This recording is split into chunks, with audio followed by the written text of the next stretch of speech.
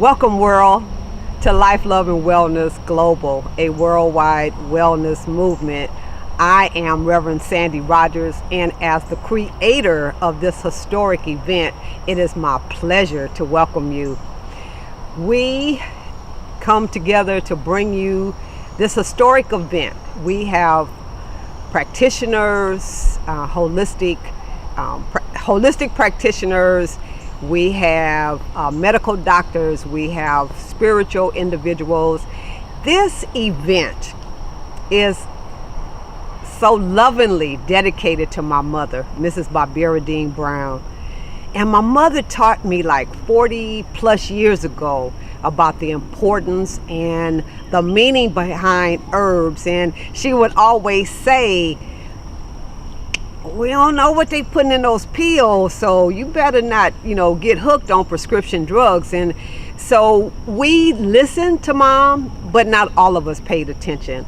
My sister, bless her heart, was diagnosed recently thereafter with asthma, and she was prescribed prednisone, which is a very powerful steroid. And my sister actually got hooked on steroids, like someone out on the street kind of hooked, like on heroin or crack or something like that. And so my mom and my sister are both on the other side, living in the other dimension, but they're upholding me, and this is dedicated to their memory. So we don't want to come and make you change your mind about what you're doing. We just want to provide information to you, something different, so that you have options to choose from, so that you're not stuck. Because the environment that we now live in, the fast foods, the toxins in the air that we breathe and in the water that we drink, and the processed foods, and all of that is causing havoc on this precious body temple. So God created our bodies to heal themselves, but they can only heal themselves when they're fed and they're nourished and they're stress-free. And so the 60 or so or more experts that we have are bringing you this worldwide wellness movement in an attempt to share their testimonies and their information with you. So we have from age 14 on up. I don't even know what the oldest age is. I think 88 or something. So you see, that's a wide range of knowledge that we're bringing you. And so we hope that you come and that you get all the knowledge that you need to affect a positive change on your life, and share this with others. It's free, it's online, and so we're just so thankful that you decided to be a part of our listening community, the viewing community, and we certainly appreciate you for giving us your time of day and your energy and your efforts to being with us and to being a part of this historic event. We have pulled together people of color for you, by you, right? So we want to make sure that you understand that we too, melanated people with color, can enjoy, practice, and participate in some of these modalities that others have been doing for centuries, and that is pretty new to our community.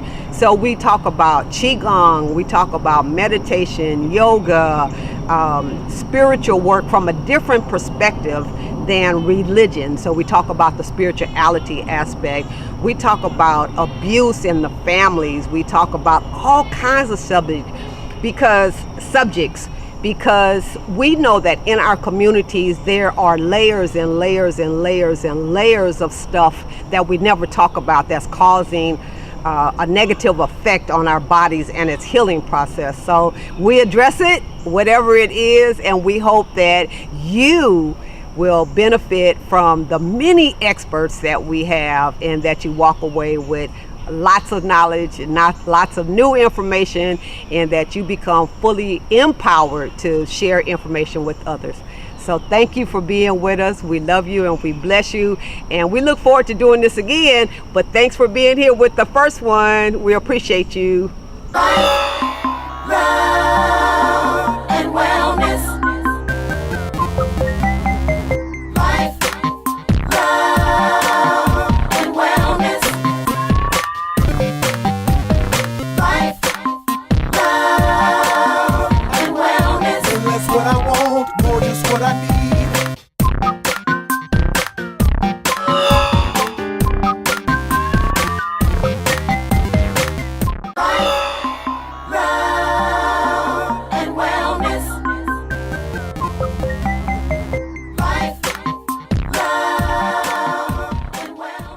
born in India, city Jodhpur.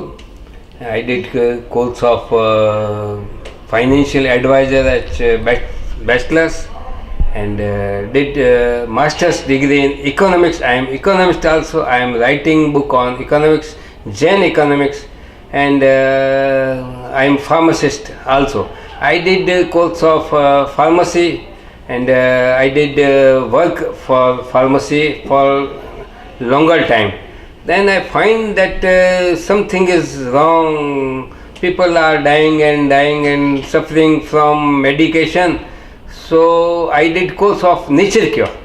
Then I did practice along with the part time, sometime early morning, sometimes afternoon. But when my children are earning member, then I settle for the full time nature cure course. But I have got a full knowledge of pharmacy, so I read lot of literatures. We don't find any medicine which don't have any side effects. Wow. Even all supplements, they are made of all chemicals. Sometimes they call it herbal, but they are not herbal. They are made of chemicals, and it is like people. I used to say we used to go hospital. That we find that buy one get one. We go for to treat one disease, but we take two diseases one more. So we get buy one get free. And there is a research has been done. The people are dying. Mostly diabetes patient never die with the diabetes. Never we heard. We heard that he has been died with the kidneys. He failed kidneys. Doctors say failed kidneys due to diabetes, but actually diabetes not success, but failed with the kidney failed with the due to side effects of diabetes medication. That is the main problem. Then I turned into the nature cure. Now, when more than 30 years ago my son was earning member, so I totally, he said that you do free of charge this work to serve people. A lot of people are with the benefits with the nature cure, and urine therapy is one of the part. It is one of the best tool in nature cure. If anybody feels urine therapy pass, it will pass with the urine therapy. All will clear. In medication, they suppress with the all diseases. Sometimes we feel sometimes anesthesia. We give anesthesia, but where is urine therapy in nature care? It clears whole body, cleans whole body. So we are happy. People are so happy. Those but sometimes difficulty is that it is due to family pressure. People are using rush to hospital, and they are fed up. After 20 years, 30 years, they come to this stage. They come to me. But I used to suggest that why not they come to first ourselves. So it requires publicity. So I want to say all government, organizations, NGOs, all that in all medical colleges, one course they can add as nature cure. God has given us air, earth, sky, sun, and everything they are given us. So then why not we use it? We are not using it because it is free of charge. People are happy to spend more, but actually they are spending more, actually they are damaging their health actually. So this time in medical college it happened, so people maybe get at cheapest cost. Nature cure, it is cheapest and best remedy, and there is no side effect. And we are not to borrow from anywhere. It is flexible. Whenever we like, we can use it. Whenever we like, we can stop it. We can take it by air, at mall and train, at any urinals, at any places. It is one of the best remedy for all people. So people can be healthy. So, but government is thinking that they are not earning with this. So if we do pressure, then it may be one of the subject. We must leave it to the public. That this is one of the subject. Choose anyone, if you like or not like.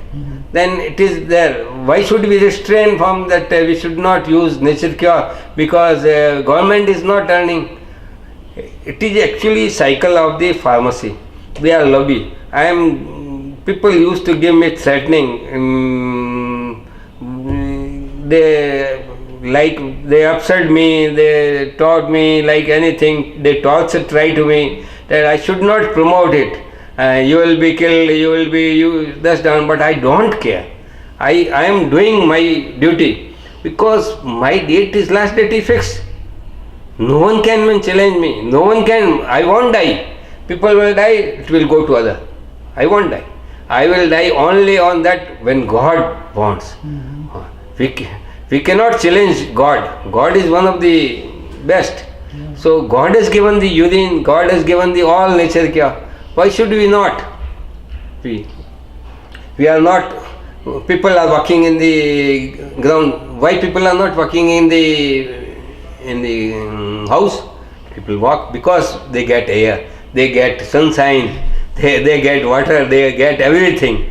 They are sky, everything. Right. So this is one of the best remedy. We both are, myself, my wife, we both are. We are engaged with more than 53 years, and we both are using. And we can say diseases are living outside our gate, not inside. They won't come if we apply urine.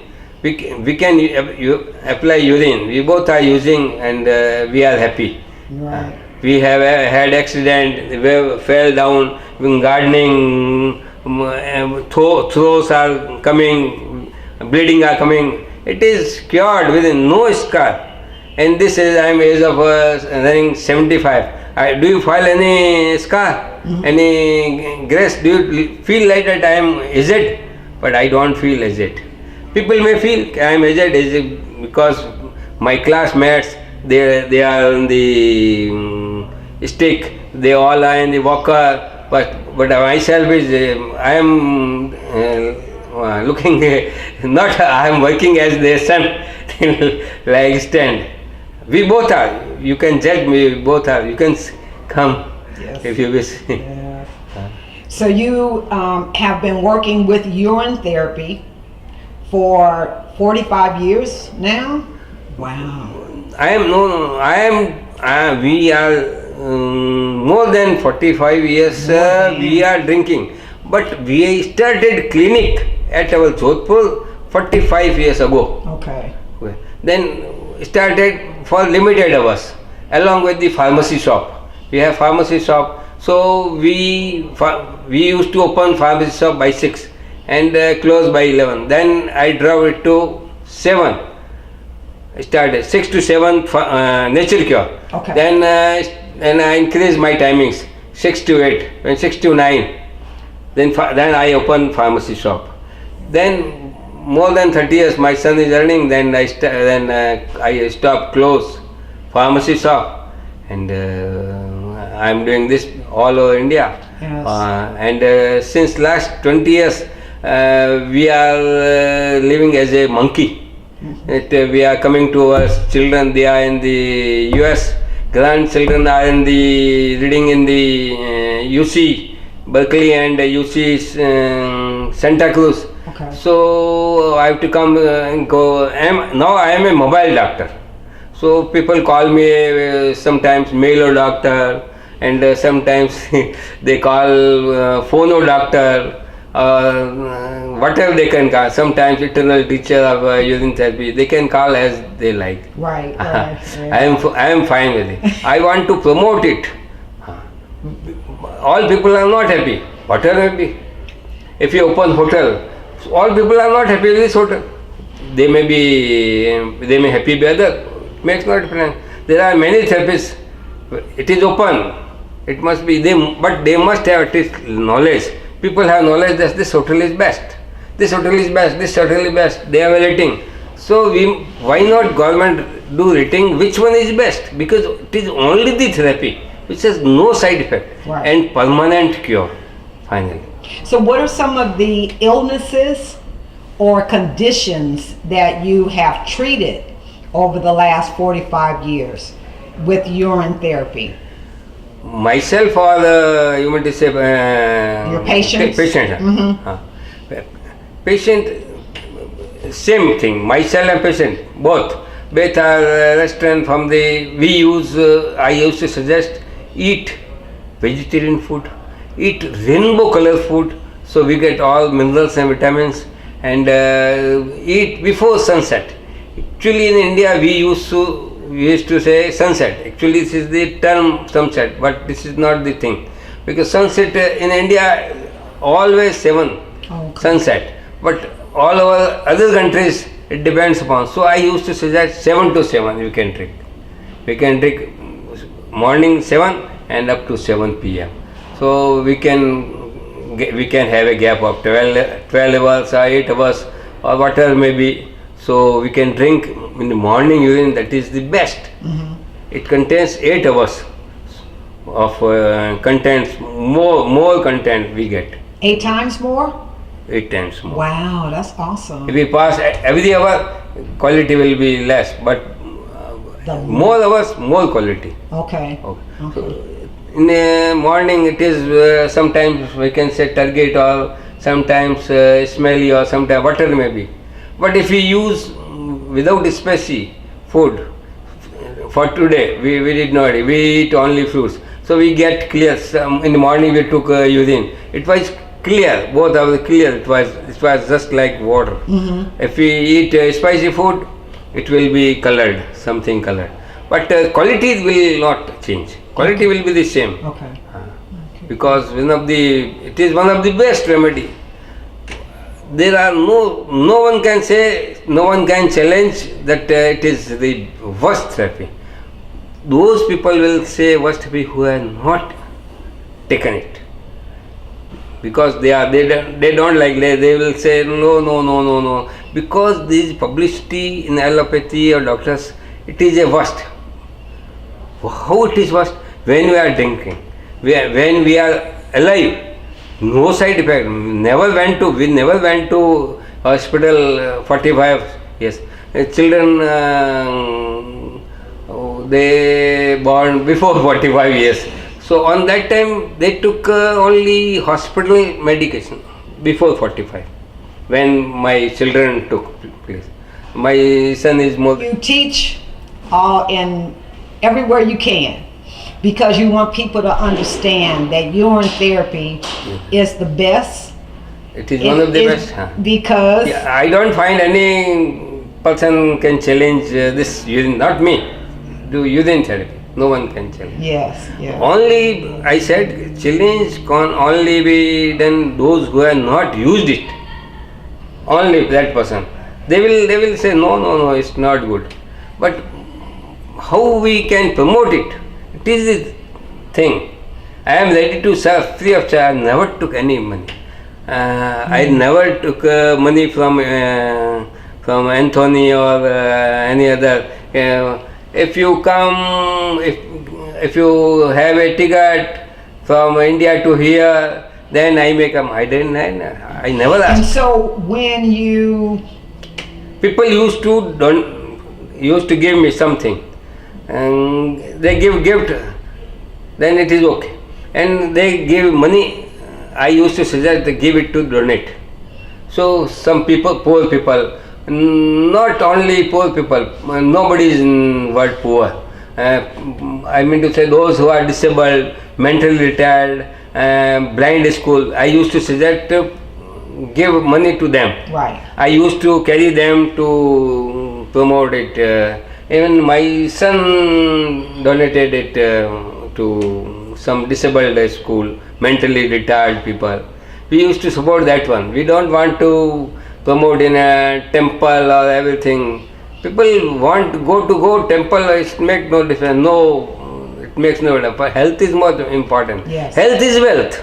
yes, That is most important. right, And the most thing, I cannot do this business without support of my wife. If she won't support, because she is companion, she always supported me in every respect, every path and come. She used to come, and we in India people used to call for camps in villages. We both used to go. So sometimes ladies don't want that talk about ladies' problem, so she can handle. Okay. She knows everything, and she is living with me. And we actually in India we are both are living, and the children are here and at Singapore. My daughter is at Singapore. Okay. Singapore. Right. And right. their children are they are where they are since that's- more than 20 years. They are more than 25 years here. Yeah. So, That's beautiful that your wife helps out and assists. otherwise, you. how can you support? Right. right. We will be tortured.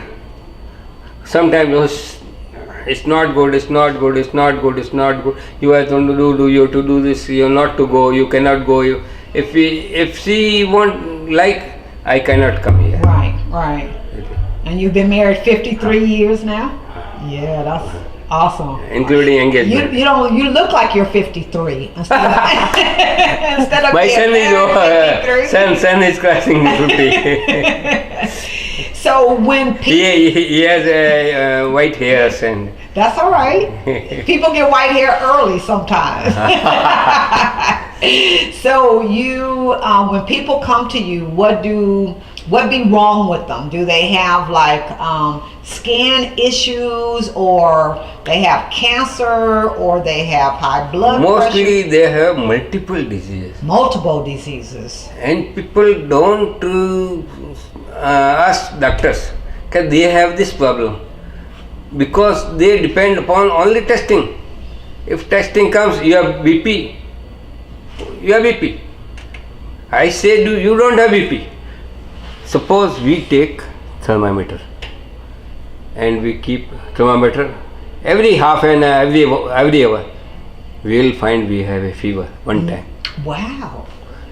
So suppose we take blood pressure every time, myself and anybody, every time you will take, sometime you will find blood pressure. It does not mean that we have blood pressure. So people, when they take blood pressure, oh, you BP, because he tensed, she tensed, they tensed. So they come, it comes in the BP. If we are tensed, it will, if we relax, Yes, yes. there will no BP. Once I suggested one, I don't know, Swiss, she was having a blood pressure. I said, this is a paper. If we throw it from the 30 stories, so it will be as it is. It won't harm. It will harm. What do you think so? Damaged? If we throw it From this, 30, you said from 30 stories, right? it won't damage. Okay. It will be like this, as right, it is. Right. But if we throw this from, it will break. Yes, yes. So if we relax, so you will be no problem with any disease. Most of the problem have with the tension. Then it will come into the diabetes. Then it will to heart. It is all people are scared, because when they visit doctors, they will say, "Oh, you came timely. Otherwise, you have been gone." Oh wow. Yeah. Oh, yeah. then they are scared. They will ask their spouse. They won't say to patient, if he or she won't take medicine, she or he will be disabled, paralyzed. So don't always give medication. Yes. So her or his spouse always say, no, you have to take medicine, otherwise you will be paralyzed, you will be paralyzed. We are scared. Yes. And I said, those persons who have been paralyzed, those who are using BP medication, those who are not medication and relaxed, they will know. It is one of the best therapy. Mostly people are mentally sick, all due to family pressure, doctors, oh, we must go for checkup. After we never went for checkup. Except for this, we went for citizenship, only medical checkup. Otherwise, in our life, we never go for checkup. Why should you go for checkup? When we don't have any problem, then why should you go here? Exactly. When we are not hungry, why should we eat? It does not mean. When we don't want to go at any place. No, you have to go. You have to. When will be pushed, then it will harm. So we are taking medicine. We have become the slave of the medicines. Yes. Yes. So how can we save? It is my theme. How can we save them, patients, public, and it is awareness. So it is up to you, and publicity get requires. Yes. No need. No need and any. We can survive. What about when medication was invented? What was happened? People were happy. Mm-hmm. They were picking fruits from tree. They are eating. They are just enjoying without clothes, little clothes. No problem. As when medicines came, they are promoting that take medication, take medicine, take medicine. And they suggest some mammography. After you cross 40, you must do mammography. Those who have done mammography itself creates problem. Mm-hmm. Otherwise, there is no problem. I suggested in the morning that those persons who are breastfeeding, I suggest Yes, morning. breastfeeding. Those persons stop breastfeeding. After stop, where milk goes, it will remain inside. That will create lump, cyst, or tumor. If you massage, it will no cure. Massage, right. Massage with urine, no problem. But they don't massage. Yes. For example, people have knee problem. Then they visit doctors. They said not to sit down, not to walk stairs. And I said, you stairs and you sit down, you will cure. They said if they sit near in ground floor, then they will be cured. Then who will come to them for knee surgery? So they suggest opposite. Not to walk stairs, not to sit down. They said it is their business.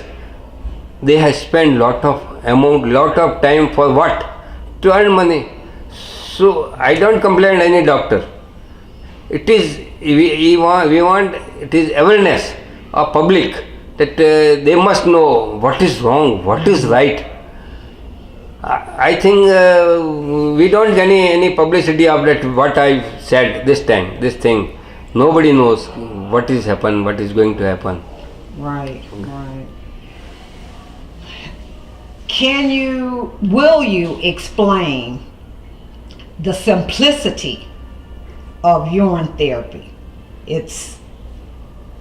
Tell us how we do it for people that have never heard about it before. Can you tell us what it is and how to do it?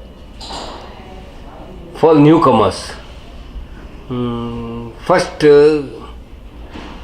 take either one sip, either by spoon or by straw, and you can we can throw or we can spray while opening mouth. Some drops will come inside. Then they will feel. First, at least they must have faith. When they will faith, then they can start again. Then they can increase. And they can massage whole body. If they have a skin problem or other problem, they can use, at least they can use face, just applied on face myself. No smell. When I sit in the clinic, I used to apply before coming patient. Okay. They used to come by phone and give timings. One patient requires at least few hours, 1 hour, a half hour at least. It depends upon patient to patient. So before coming, I used to apply. And I say that, do you feel any smell? No smell. Because I used to come after application outside, I get fresh air, no problem. So faith is more important. Truth, faith and wisdom. Okay. Okay, great. That is the thing. Great. And so then, and then you earlier you said to drink from 7 to 7. So, they can make their own rule. Suppose they have night shift, they can convert it. Okay. I mean to say when they are awake. Okay. 12 hours when they're awake. Right. Okay. So if they urinate more, can they save it until the... After that, they can save for after 7 days they pass. They can save for the external use, and between 7 to 7, we can drink it. Okay. It depends upon.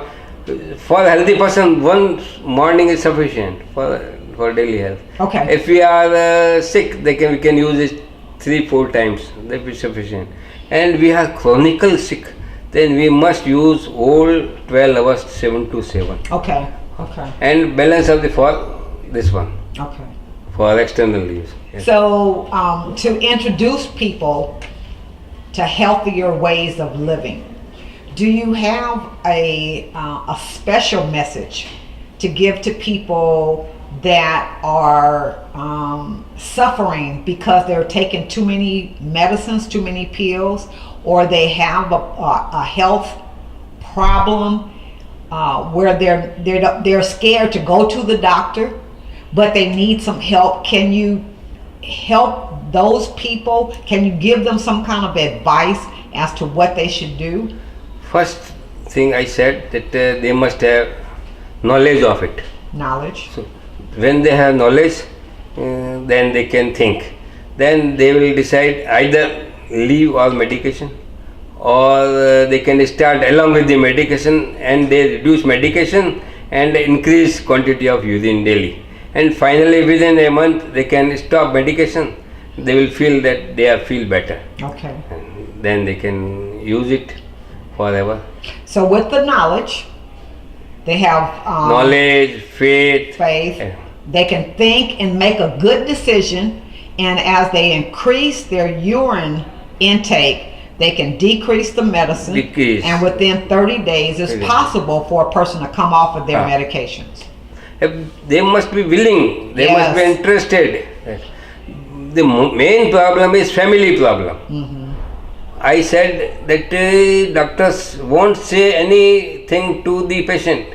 They will say to those who are either spouse or children, if your son, it is your father, if you want to take medicine, you have to rush to hospital daily. How you will do your job? No. You must take medication. Otherwise, he will die. He will be damaged. He will be paralyzed. He will be woe. She will be woe.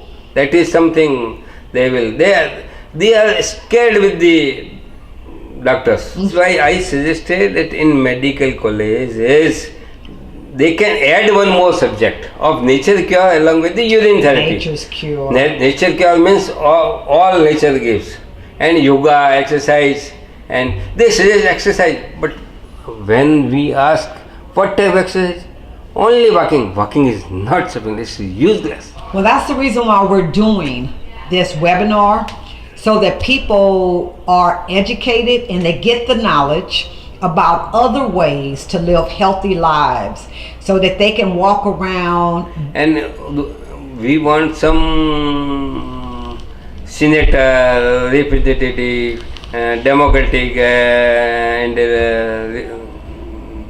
other, so they can have a bill. So in the health bill. Yes. Yes. Sometimes the government changes those bills so that it may start off being healthy. Obama was good. It is better than Trump. Obamacare, but it is more better than this therapy is more better than no requirement of Obamacare. It is more Obamacare. So we want some senator and representative who are in the Congress. Indeed. They can promote it. Yes. We want that. Right. Huh. Right. If they promote, once there will be discussion, and if they call me, I am ready to spend my money and time for Washington DC for that. I am ready. Great. I am ready. That's excellent. That's excellent. My children will make a ticket for this. They made this time also. Yes, yes. Excellent, excellent. So we're so glad that you have this information and you're so willing to share it with everybody. So we applaud you. Yes. Okay, yes. namaste. Namaste.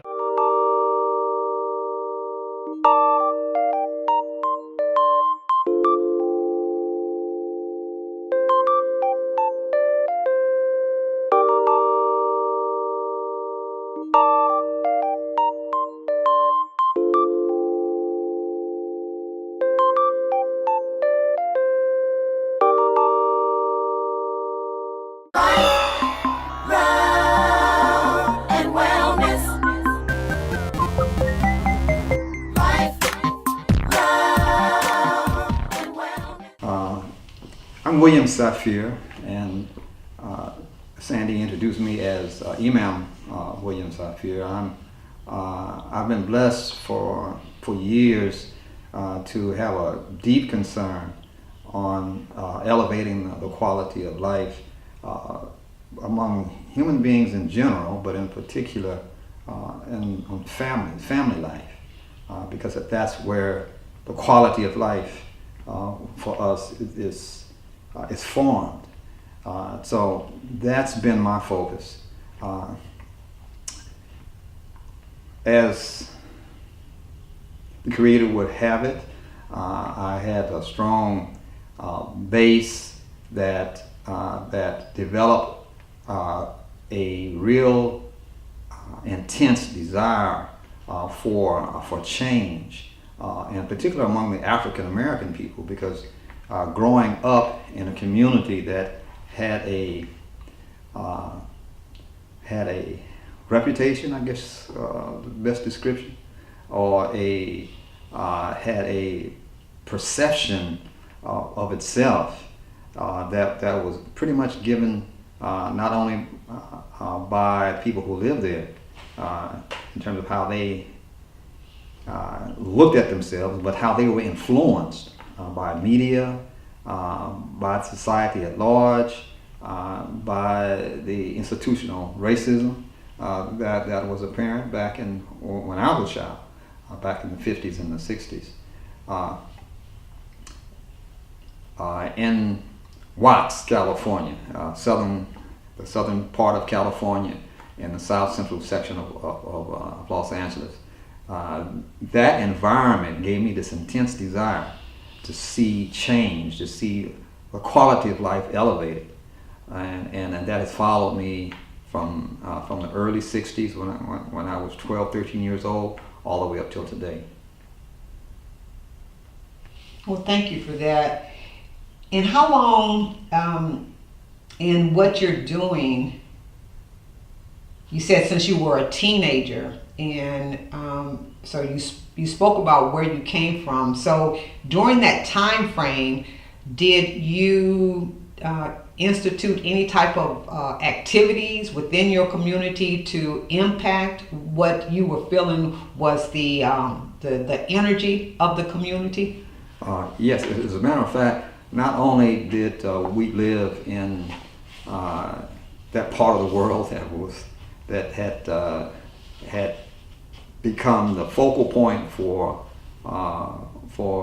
poverty, for oppression. It had shifted from back in the 20s and 30s and 40s, even in the 50s. It shifted from Harlem back on the East Coast. It had shifted to the West Coast out there to Watts, and so we became what exemplified in most people's minds and hearts were the lowest part of humanity. That's how we saw ourselves, and that's how people perceived our condition was. So it pressed upon my mind and heart so much as a youngster that I felt compelled to do something. I looked at the civic leaders. I didn't see any action taken, any effective action taking place. I looked at the civil rights leaders. I didn't see anything. I saw some movement maybe in the southern states, but nothing on the west coast, nothing in Watts. I saw some talk about education and how politics might impact our lives, but we didn't see any results of any of that. And that pressed upon me so much that I said we have to do something. So I started talking to members of my family, to some of my friends that I had grown up with, and we eventually formed an organization that became known as the Student Committee for Improvement in Watts. Still with no real sense of direction in terms of what to do, we just took our immediate environment and said, well, we can improve that. So we started picking up paper. We started cleaning lots. We started cleaning alleys. We started encouraging ourselves and our neighbors to keep the property up better. Eventually we got to a point where we were actually painting houses, helping people improve their homes and in the neighborhood. And so little by little, we actually began to take on every aspect of life that we could imagine, and finding some kind of way to direct our attention to it and commit to making it better. So even as a young person, a preteen and a teenager, you saw a need in your community and you didn't let it overtake you. So it wasn't bigger than you. You knew that you could make a difference in. So I want the younger people particularly to get the message that if you see it, you can do something about it. If your intention is set.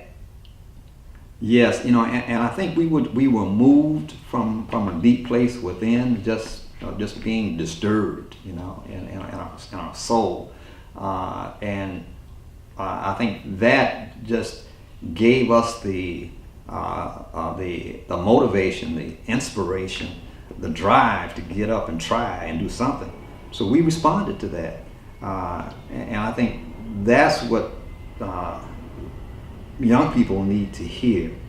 That when they feel something very deep inside of themselves, that they should yield to it and respond to it, because it's something that's going to improve their quality of life, and they never know what kind of impact they'll have on others around them. And that's what happened to us. We started off, it was just a handful, maybe half a dozen of us just started off, and at our height, 2 or 3 years later, we were between 200 and 300 strong, and we grew, and with that kind of support, not only from our peers but also from the community at large. And whereas some adults saw fit to look at us and try to convince some of us that the task that we set up to take was too big for us.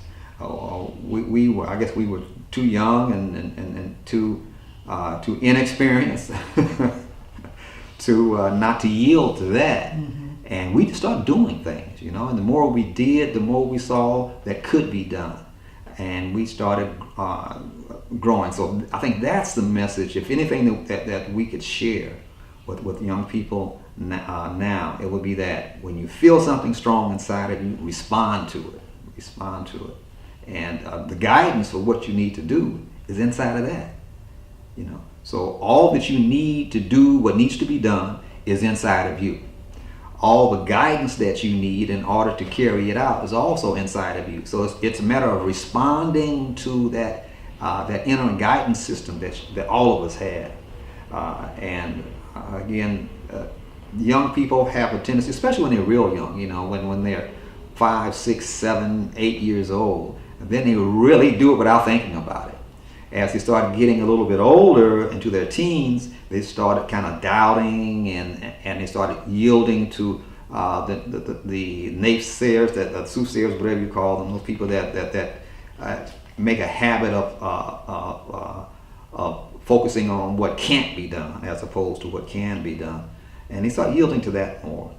But if we will just allow ourselves to be all that we are at any moment in our life, and just go there, yield to that strength that's in you, and respond to it, and you'll be surprised what you can accomplish in your life.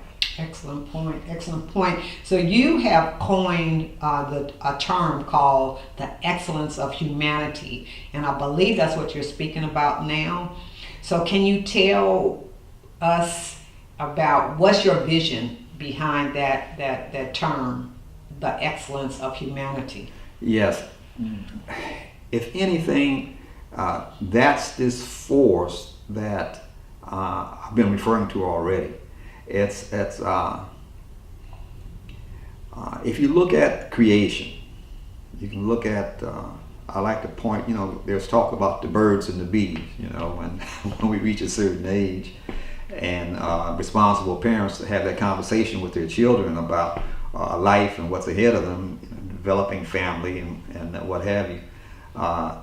But if you look at the birds, the bees, you look at creation, you look at plants, animals, minerals, anywhere throughout creation, and you examine that life, it has in its very foundation, in its base, in its fundamental structure, it has in it a guidance system. It has a nature that defines what it is or what it was designed to do, and that's what I'm referring to when I talk about human excellence. It's what we are as creatures. We have demonstrated, by we I mean humanity, human beings. We have demonstrated that there's no other creature living. There's a lot of talk about Martians and creatures or beings from other parts of the universe, but we have no evidence of that. I mean, we talk about it, and it's good for stirring your imagination, your creativity. But from what we are actually have witnessed and evidence, we're it. In terms of in this creation, there's nothing greater than the human mind, the human spirit, the human soul, in terms of being able to take it, to make use of everything else in creation. We can make use, as powerful as the sun is, we can utilize the sun. The sun can't utilize us. As powerful as rain and wind and snow and water, we can utilize those things. We can utilize energy, but it can't utilize us. So there's something about this fundamental nature of the human being that's distinct, that's wonderful, that's powerful, and that is right in accord with the designer. Whatever you want to call that design, if you want to call it God, if you want to call it creative, if you want to call it universe, it doesn't matter. Whatever you want to call whatever it is that design, the human essence, did so in a very wonderful way, in a very magnificent way, and that's what I'm referring to as human excellence. And so if we will yield, what came to mind is this recent movie that's come out, Black Panther. And I saw it just a few days ago, and I couldn't help but think how these superpowers, these superhumans are put before us as entertainment and stir up our imagination. And many young people want to see themselves as these.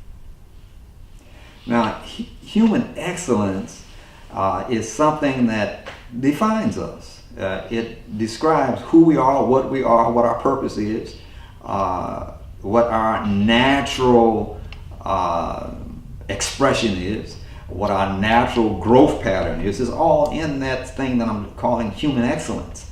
It's the intent of the Creator that created us, that gave us a particular design and a pattern for living, a pattern for even being.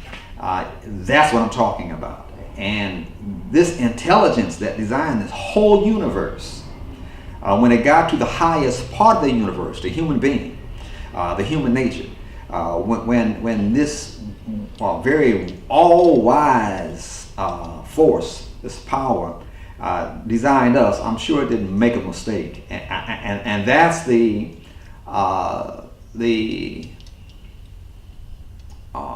false notion that's been perpetuated from the beginning of time, that somehow this all-wise Creator made a mistake when the Creator got to create this human being and created something that could not follow its own excellent nature.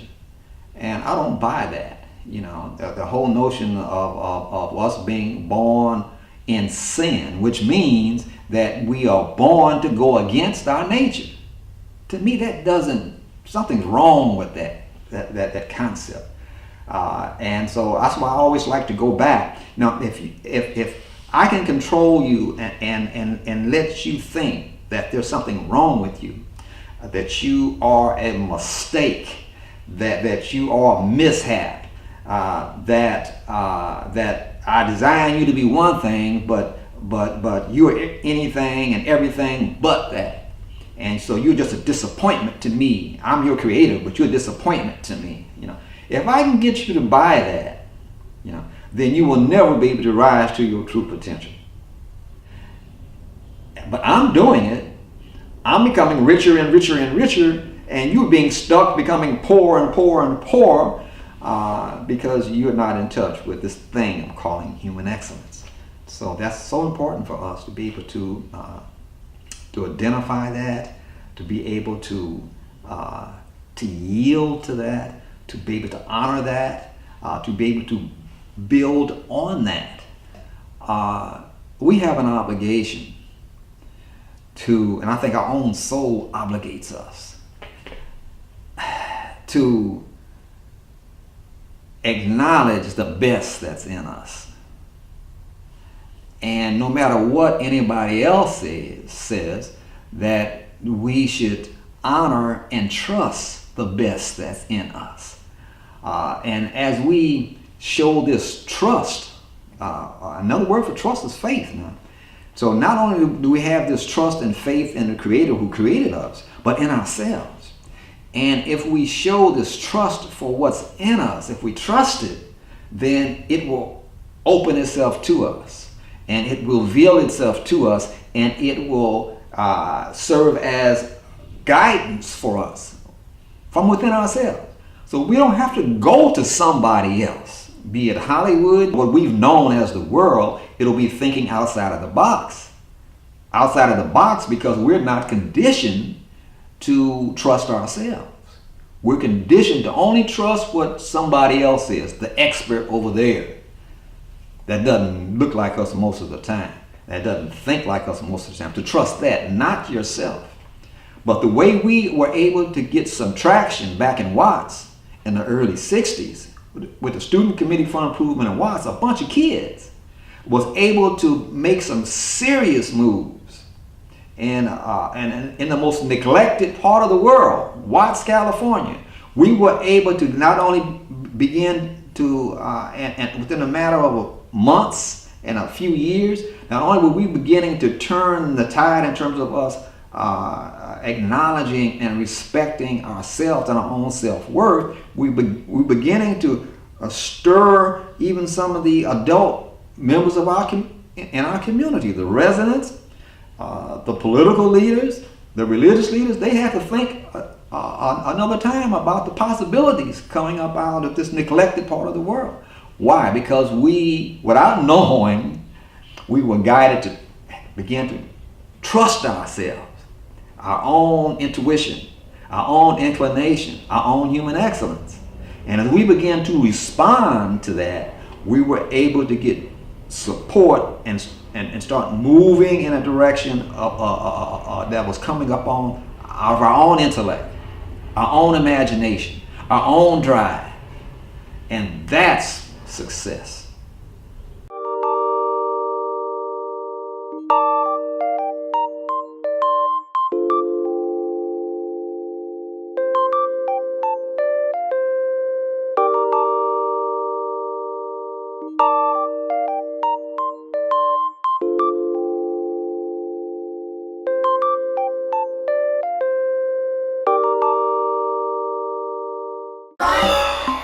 Love and wellness. Life, love, and wellness. Today we have the awesome pleasure of having an interview with Deborah Rouser. She is a registered nurse and she is so passionate about how she assists people in the universe.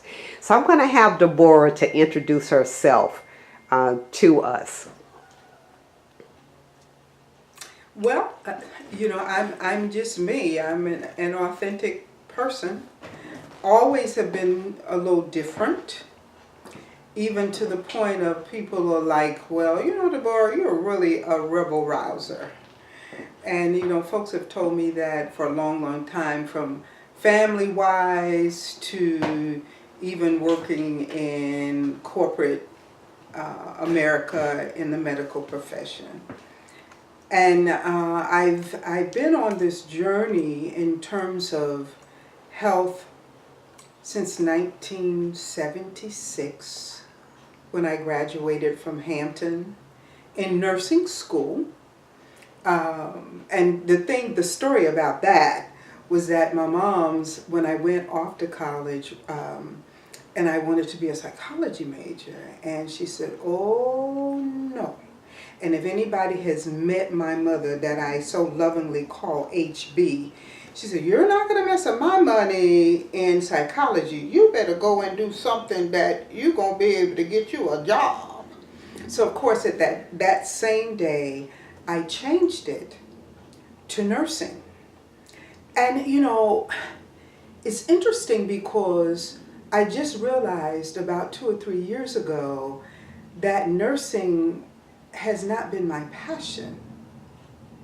It has been something that I've done because I took heed from Mommy Dearest.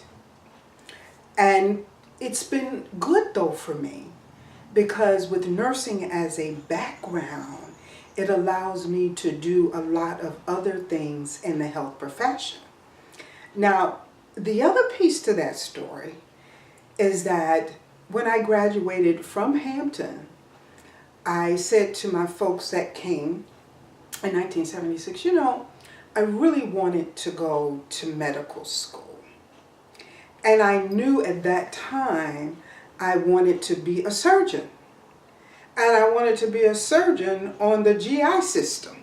Now, that is so ironic, because full speed ahead now, as we look at my story in terms of my training, I ended up getting involved and getting introduced to colon health, which is really one of my passions, because everything begins in the core, in the colon.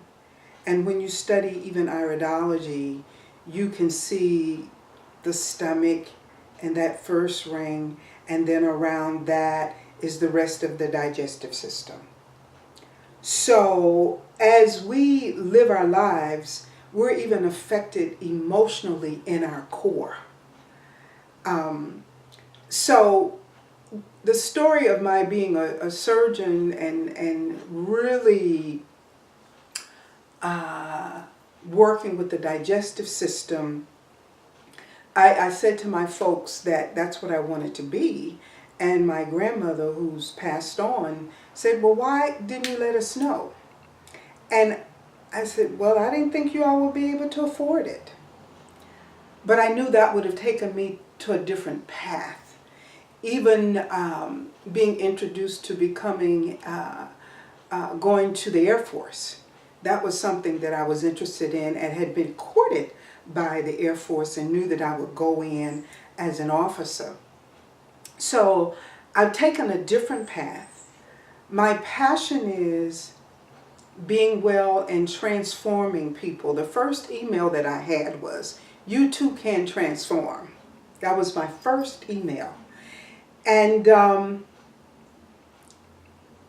I've worked with assisting others to transform as I transform myself. And whatever we're good at can be also our weakness. And we can learn to become even better at it. We can learn to expose ourselves as a weakness of it. And even the gentleman that I've studied under, Bernard Jensen is his name, and he's well known across the globe in reference to the iridology. And one of the things that he did was to plot the reflex points on the colon, which is very powerful, because what that says now is that there can be blockages within the colon that can affect other parts of the body, just like on the eyes, just like on the spine, just like in the hands, and just like in the feet. And it's, you know, it's so magnificent how the creative intelligence and the shining ones have gotten our bodies together and said, okay, here's the framework and the network, and this is what this means, and this is what this means. It's our learning what it means and then working the principles of that. So the passion of transforming, and I even did a radio show for a while called Transformations, Health Transformations, on WRFG, and did that for a while. I even have some of the tapes from where I did the shows and had people that would come and talk about health. But it really got me cued into how to communicate health to others. And the flip side of that is how to communicate health to myself. And each client that I've had over the years and years, since 1984, 85, if you will, of teaching people about colon health, I've learned so much. You know, one really powerful piece was a gentleman that came to me for some colon health hygiene series. And while he was on the table, I said to him, "So, have you been snorting cocaine?" And his eyes popped. And he said, "Yes. That's one of the pieces, my addictions." I don't even know if he's still alive now. But helping people with their colon opens me up to get a better understanding of what's happening with them. It's almost like a tarot reading, if you will, you know, or a numbers reading, if you will, because of that connection, even as far back as my graduating from college and knowing at that time that I had an affinity for the GI system. So that has been a really powerful experience for me. And even being able to look at the energy that's coming from the colon and say, okay, you've got a blockage here, a blockage there, or feeling it and being able to tell. Very, very powerful. And it's not magic, it's just a gift that has been bestowed upon me from the shining ones. And understanding and overstanding that has taught me a whole lot. I think about, and the more I learn about the colon, I find out that there's more to learn. Because the colon in and of itself has a brain. You know, some people call the colon the third brain. And there's a brain on the brain of the colon. That's the cecum, you know, and I've talked about that somewhat, because the cecum is the blind spot that connects the small and the large intestines and is separated by the ileocecal valve. And off of that cecum is the appendix. And we know that when the appendix becomes problematic, then that can become a life-threatening situation. You know, now when we back up anatomically, we know that the digestive system is 31 feet. And of that 31 feet, 5 feet is the colon. And the colon is basically responsible for just letting go of stuff that you don't need. Now that's very powerful, because if you move it to the whole idea, well, you're eating 3 meals a day and you may go twice a week.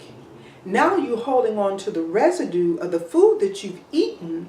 Now it's at 98.6 degrees. And we can imagine what it's like, you know, and that's one of the reasons why when people go to the restroom, you know, nobody wants to go in behind them. And that's one of the reasons why deodorizers are very, very important, and they sell, I'm sure, millions of dollars, let alone looking at the billions of dollars that are sold for people who suffer from constipation. And even when you look at that root word, constipation, it comes from a Latin word that means to stick together. It's actually a verb, constipare, and it means to stick together. So on one spectrum, there's a person that may go twice a week, and we can imagine what that's about. Then there may be a person that's going 2 or 3 times a day, but the character of the removal of the fecal material is sticking together, and then it sinks. So that's also a degree of constipation. And I think it's very important to understand that. So if you're having bowel movements that are actually sinking, they're dark in color, that lets you know you have a degree of constipation. And let me just speak to vegetarians for a minute, because I think vegetarians really think they she and he foo-foo. You understand? Because, well, you know, I only eat plant-based foods. But some of the things that are eaten cause a lot of constipation. For example, gluten. You know, wheat can be very irritating for the bowels as well. So we have to begin to learn about the digestive system, the colon in particular, and that means what it is we put inside. Now, if we look at food and it's just sitting there and it's not movable, if it is not movable, that's going to be an indication that you're going to eventually have some problems, because that food is not movable.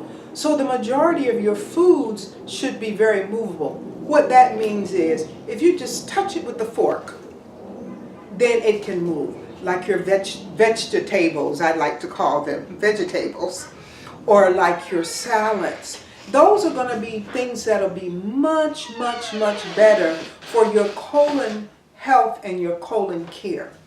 So we want to look at that piece as an important piece to bring into our lifestyles. I think about things like lettuce. And they're all different kinds of lettuces. I mean, very delectable lettuces. But they're very good because what they help to do is to scrub the colon, scrub the digestive system. So whatever is sitting there moves along. Whereas those foods that don't move, for example, your heavy meat substances, your steaks, you know, your pork, not only because it may be an issue with people that have certain religious beliefs, but because it doesn't move very well through the digestive system. So it has a tendency to sit there. And what I would encourage the listeners to do is to get some raw carrots, grate them up, and eat your big bowl of grated raw carrots that have not been cooked. Put a little olive oil on them, and then put a little cayenne pepper. And then you watch to see when those carrots show up on the other end. That'll give you a good indication in terms of what your transit time is. And the transit time tells you how long it takes for something to come out that you've taken in. And if your transit time is long, if it's taking more than 24 hours for something to come out, then you can bet your sweet bippy that you're suffering from constipation, and over a length of time, it's going to get worse and worse and worse. Particularly if you're not following some of the 6 essentials of colon health care that I speak about. The carrots are seen as a roughage food substance. And if you are not putting water into the system, a second element, then you can bet your sweet bippy that you will have some problems eventually. And because of those reflex points, certain areas will begin to be affected, whether it's the liver, your blood sugar, your thinking, your feet, your heart, your lungs. And I want to give a really powerful example as well. I remember working over at a hospital, local hospital here in Atlanta, and I worked on a cardiology floor. It was a telemetry floor. And one of the standing orders was to make sure that people had something medication-wise that would keep them from getting constipated. And typically, we would give them something if, they said, well, I'm a little constipated. Well, I remember this one lady, and it just proved a point from me, and then I observed it over my lifespan of nursing. And she was having some really funky kinds of arrhythmias that were coming from her heart from a telemetry reading. And she was complaining of her tummy not feeling well. Well, ended up giving her something for constipation a couple of days in a row, and those rhythms converted. Now, granted, the medication she was on would probably help, like digoxin, etc. But midway point of the of the descending and ascending colon is a reflex point that corresponds to the heart. So she, in essence, was able to go to the restroom and empty more than what she had been emptying. And when I questioned her, and this has been years and years ago, she said, well, I haven't been able to go to the bathroom. So that let me know certain things also. So even keeping yourself from getting constipated can even help with maybe heart conditions. That's just a question now. Maybe if you're suffering from AFib, atrial fibrillation, where the heart is just quivering and it's not beating the way that it really should beat.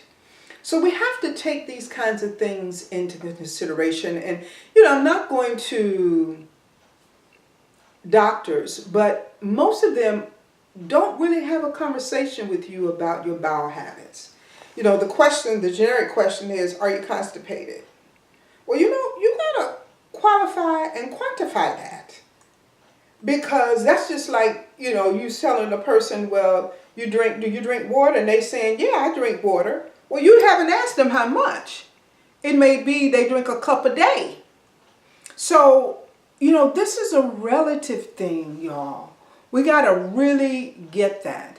And not even looking at halitosis and how people's breath can smell. That's from the digestive system, where putrefaction of the foods that you've eaten and you're constipated is backing up. So now your breath smells. And just a little sidekick, you can get you some cinnamon sticks and chew on them, which can be very helpful. Some fresh peppermint can be helpful. But cleaning out that colon is most helpful.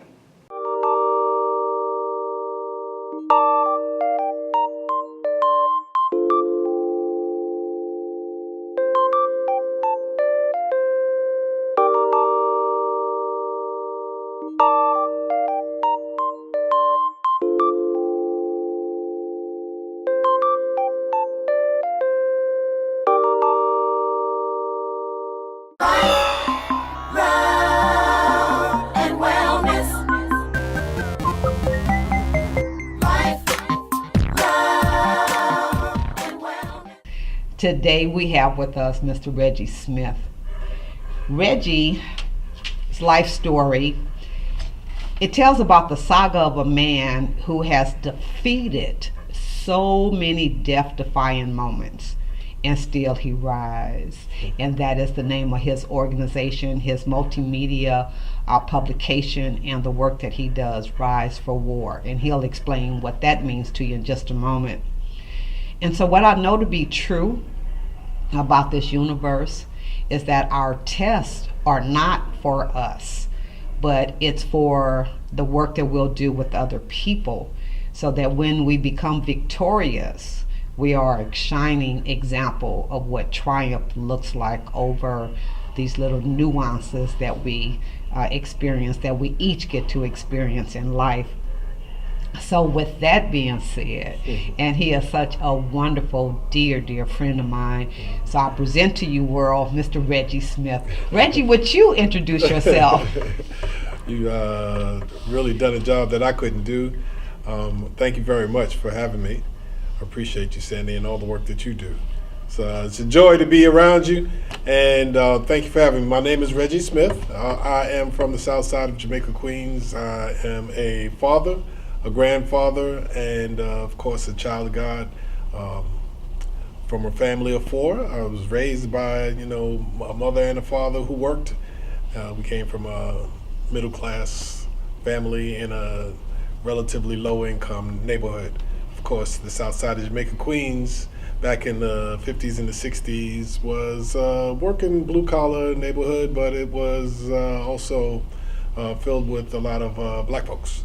And so, it came with the trauma that is part of our community, and was just for me something that was even more enhanced by the social events of the day. In the 60s, we had the civil rights, as well as we had to fight for so many other things, just to have some modicum of happiness in our lives. There was a lot going on outside. There was a lot of assassinations of our leaders. Malcolm, Martin, the Kennedys. It was a traumatic time, but it was a good time too. So I found myself wanting and needing to escape reality, and always had a sense of trying to find God. Didn't know exactly where he was, but somehow I felt like there was a need for some peace of mind. There was so much going on outside that my mind was always thinking.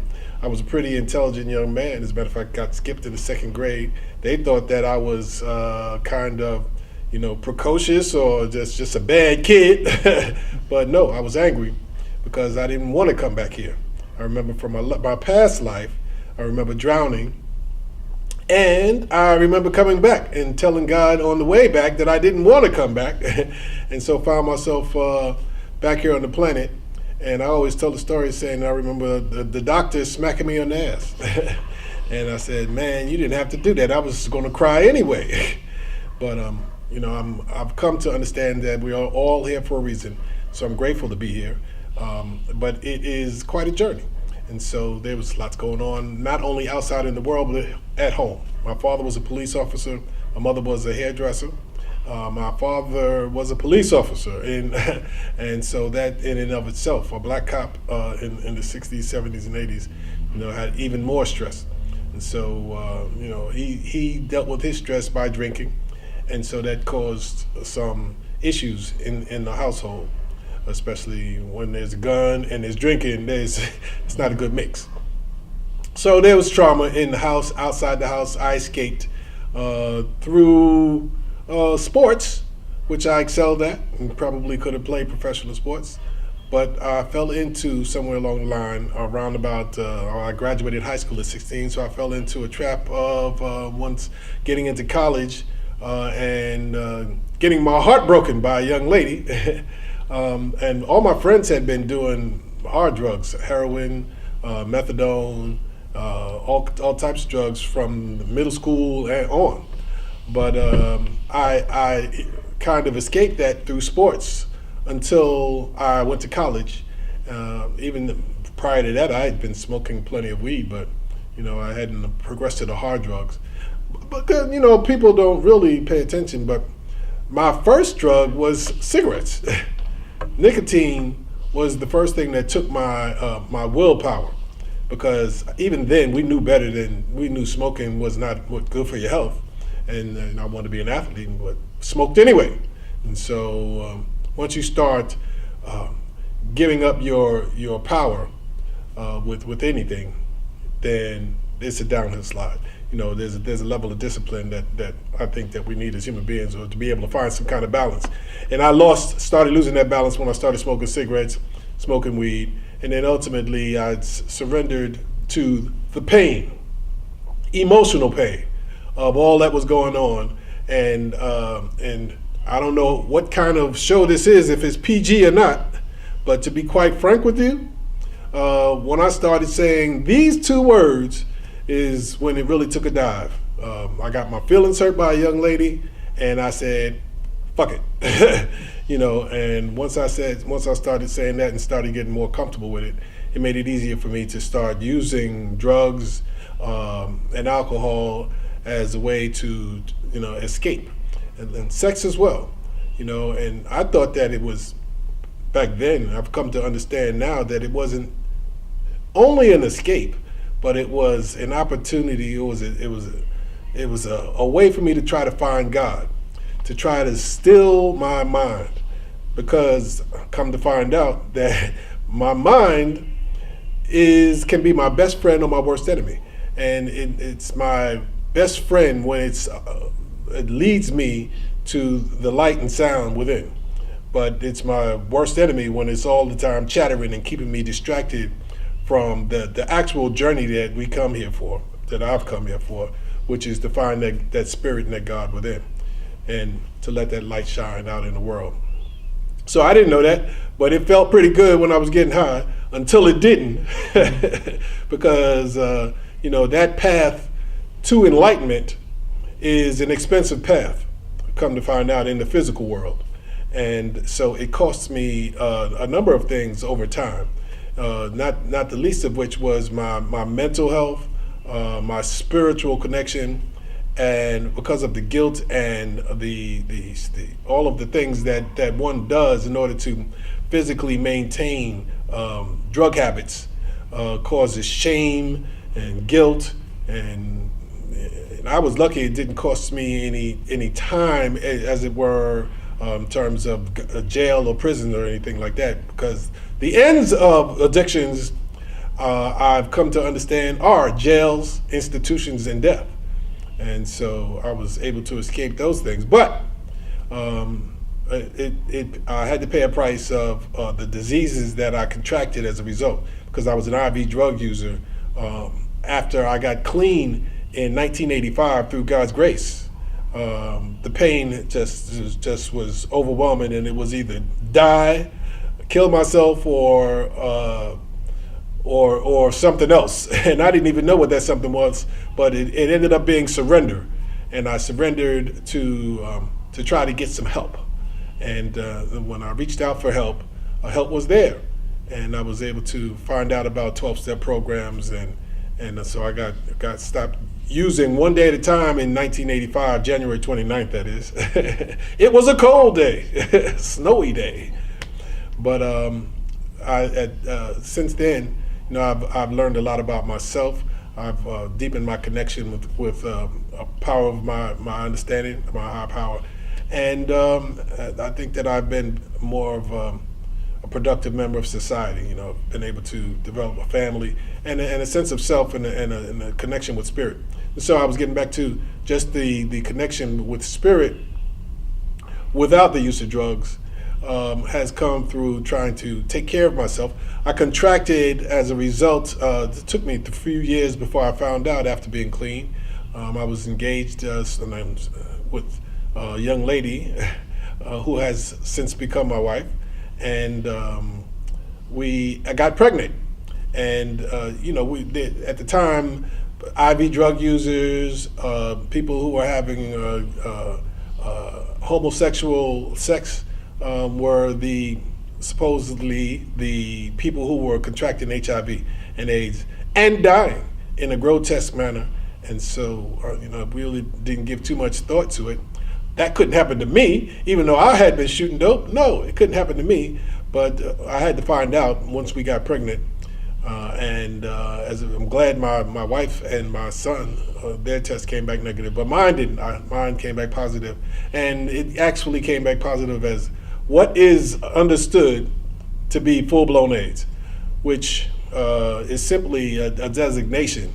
It's a mindset. Actually, it's a biological marker for a person who has the virus or retrovirus present in your blood system, and also your T cells, which are the measure of your white blood cells, that your fighter cells, are less than 200, and they're supposed to be within the range of 750 to 1500, somewhere there. So my immune system was compromised, and when a person's immune system is compromised to that extent, and with the knowledge that we had at the time, people that were having full-blown AIDS were perishing quickly and dying from a number of diseases, not from the retrovirus itself, but from opportunistic infections, because our immune systems had been compromised. But more importantly, in a lot of instances, what I found was that our mental state and that our emotional state was affecting our immune systems as well. And so the fear of the acknowledgement of full-blown AIDS, the designation of full-blown AIDS, was scaring people to death. Even the when people were getting tested, the idea was, the intention was at the time that it was your life expectancy was about 6 months. You should get your personal affairs in order because you're going to die. And a lot of people would die in 5 months, or would give up and do things, to just, self-destruct over a shorter period of time, because they were afraid of what we had seen, which was grotesque ways that people were dying, just wasting away. There's a lot of suffering that was going on, and so there was a lot of fear. And the biggest thing to do was to try to fight that fear. And thank God that I had been involved in 12-step programs and had a network of love around me and a family that loved me, because I was able to, through a lot of trial and tribulation, tap into that love. It's not the easiest thing to do, but we were able to do it, and love and perseverance and a change of lifestyle, because I became aware of the things that were affecting our lifestyle around us. Part of the struggle with the 60s, 70s, and 80s, and just becoming more aware of what was killing our community and killing people around me. But before HIV, in terms of diabetes, heart disease, and all the things, it just didn't make sense to me that they were disproportionately affecting the African American community. And so I was like, what are the commonalities? What connects us all? And it's the food, the air, and the water. And those things in my community, and all around me, were not up to par, and it was some of it was things that we could change, and some not, So I set out to try to mitigate the damage for myself, because I wondered about I had a son that was coming. I'm kind of nosy. I'd like to see how he was going to grow up and be. I already had one son, but I wanted to see how that was going to turn out. So I stopped smoking cigarettes, which was probably the hardest. That was harder than heroin to kick. Then I stopped eating meat. I changed the way that I ate. I started living a vegan lifestyle. I started practicing meditation regularly, exercising, and spreading love, and being as positive a person as I possibly could be, and trying to fight the fear of death, and enjoy life a day at a time.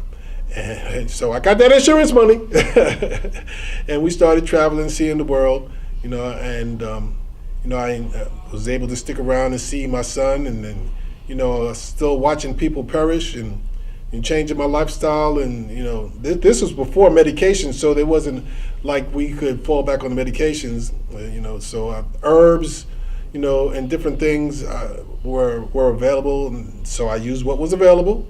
and stayed as positive as possible. And the years started going by, and through God's grace, my wife and I, we're still together.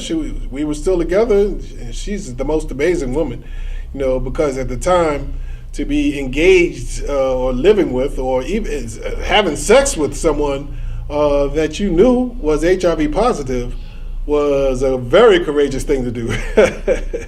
And so I thank her. Thank you very much, because the fear of I think one of the greater fears of an HIV positive person, with all of the hysteria that was going around, was that we were not going to be loved.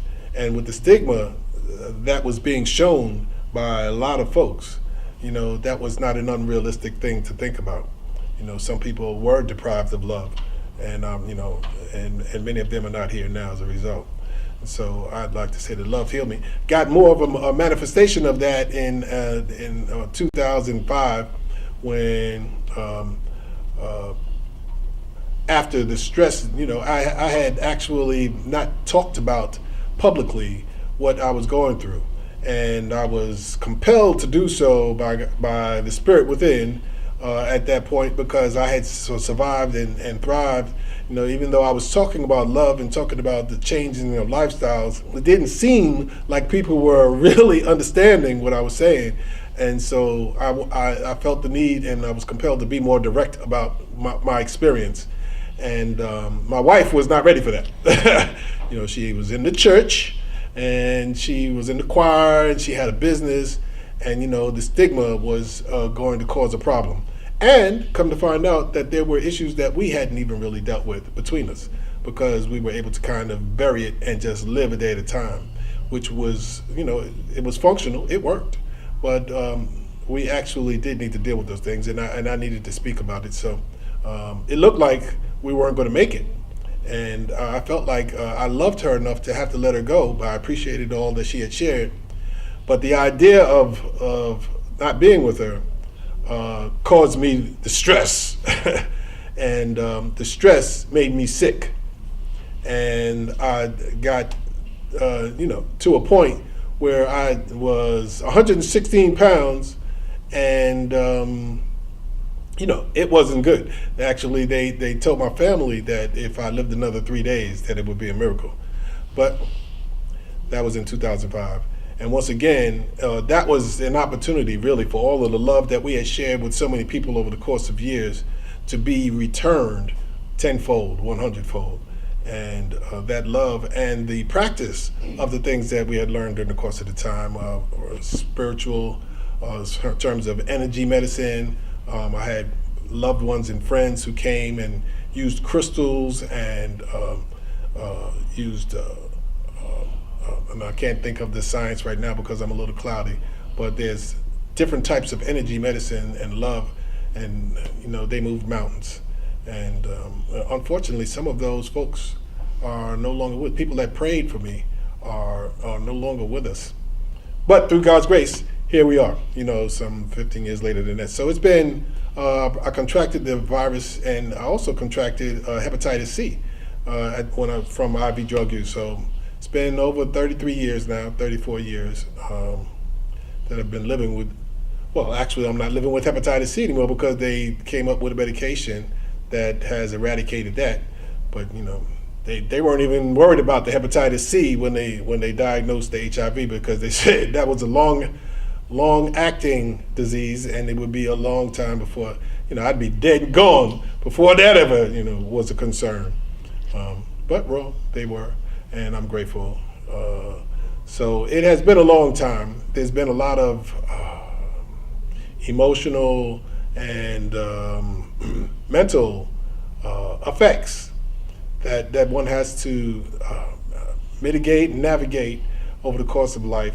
I'm really grateful for having a 12-step program to refer to, and a network of people that I can identify with, especially men, because there are groups of men that I'm connected with that are just phenomenal. They're all on the same path of life, and we've all had similar or common experiences with drugs and alcohol, but the trauma is really what's at the core of our experience here on the planet this time, and it really is something phenomenal to see that how the therapeutic value of people trying to heal themselves, sharing their stories, is invaluable. And having understood that, something that I want the world to share. And I think that we all are recovering from something.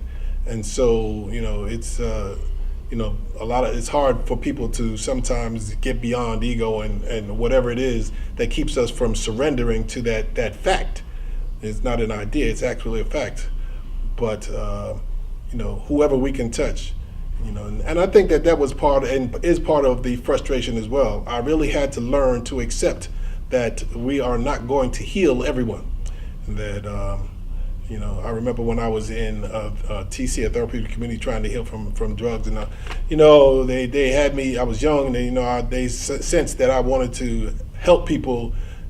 So they used to have me stand up before I said anything in an open forum and say that my name is Dr. Reggie and I'm here to heal all of you, which was an indication that, I just really want to help folks get beyond things. But I had to learn that you can't help anyone until you help yourself.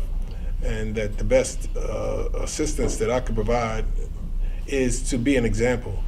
And so we do the best that we can, and I don't beat myself up when I'm not perfect. None of us are, I don't think. Jesus, is that you?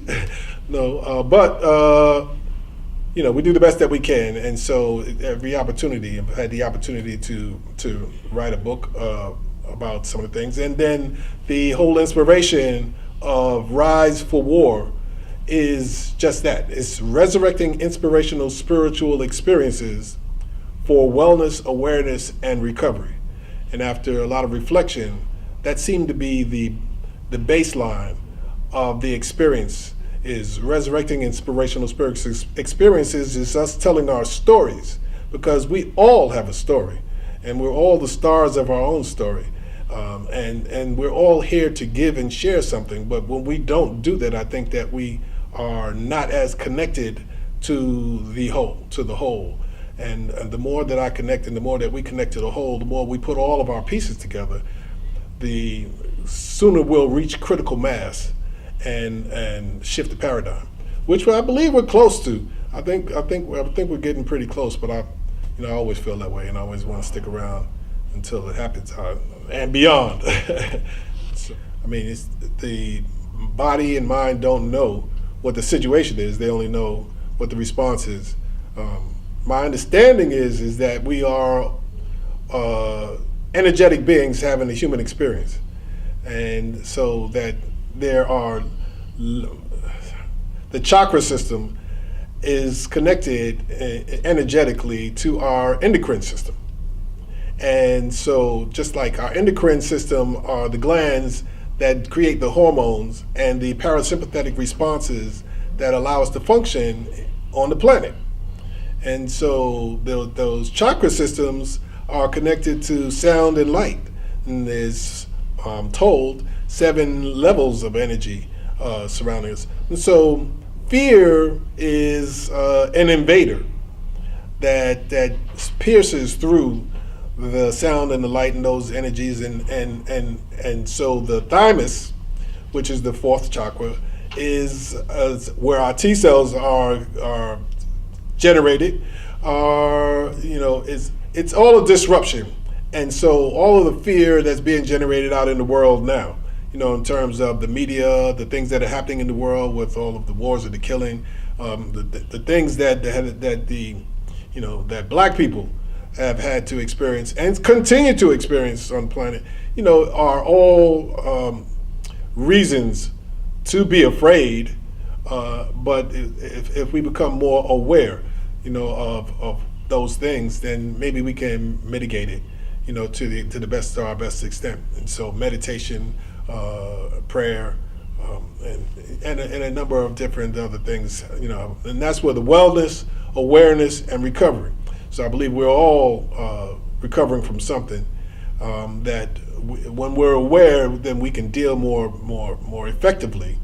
And without our wellness, you know, and our immune system being our last line of defense because ideas, when they talk about winning the hearts and minds of men, you know, and I would like to say that, you know, probably governments, religions, there are a number of different things that are trying to move masses and move people in a particular direction.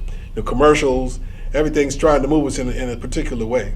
You know, I think that we have to find some kind of core and center to work from and to try to embolden that light within so that we can do the best that we can on this planet, because life is, you know, life is life. And, you know, I'd like to be here because I'm kind of nosy. I like to see. I plan to be here until I'm 200. 200. 200, yeah. Excellent, 200, excellent. You know, I don't know.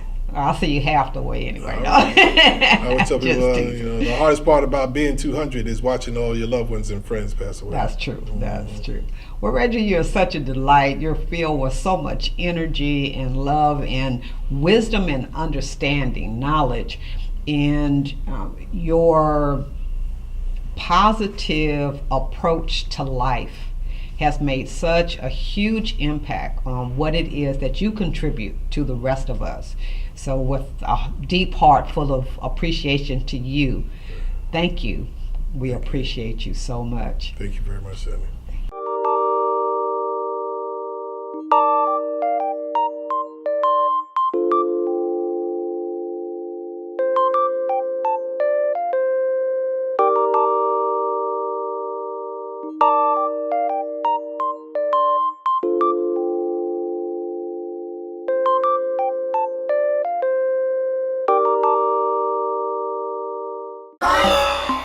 Love and wellness.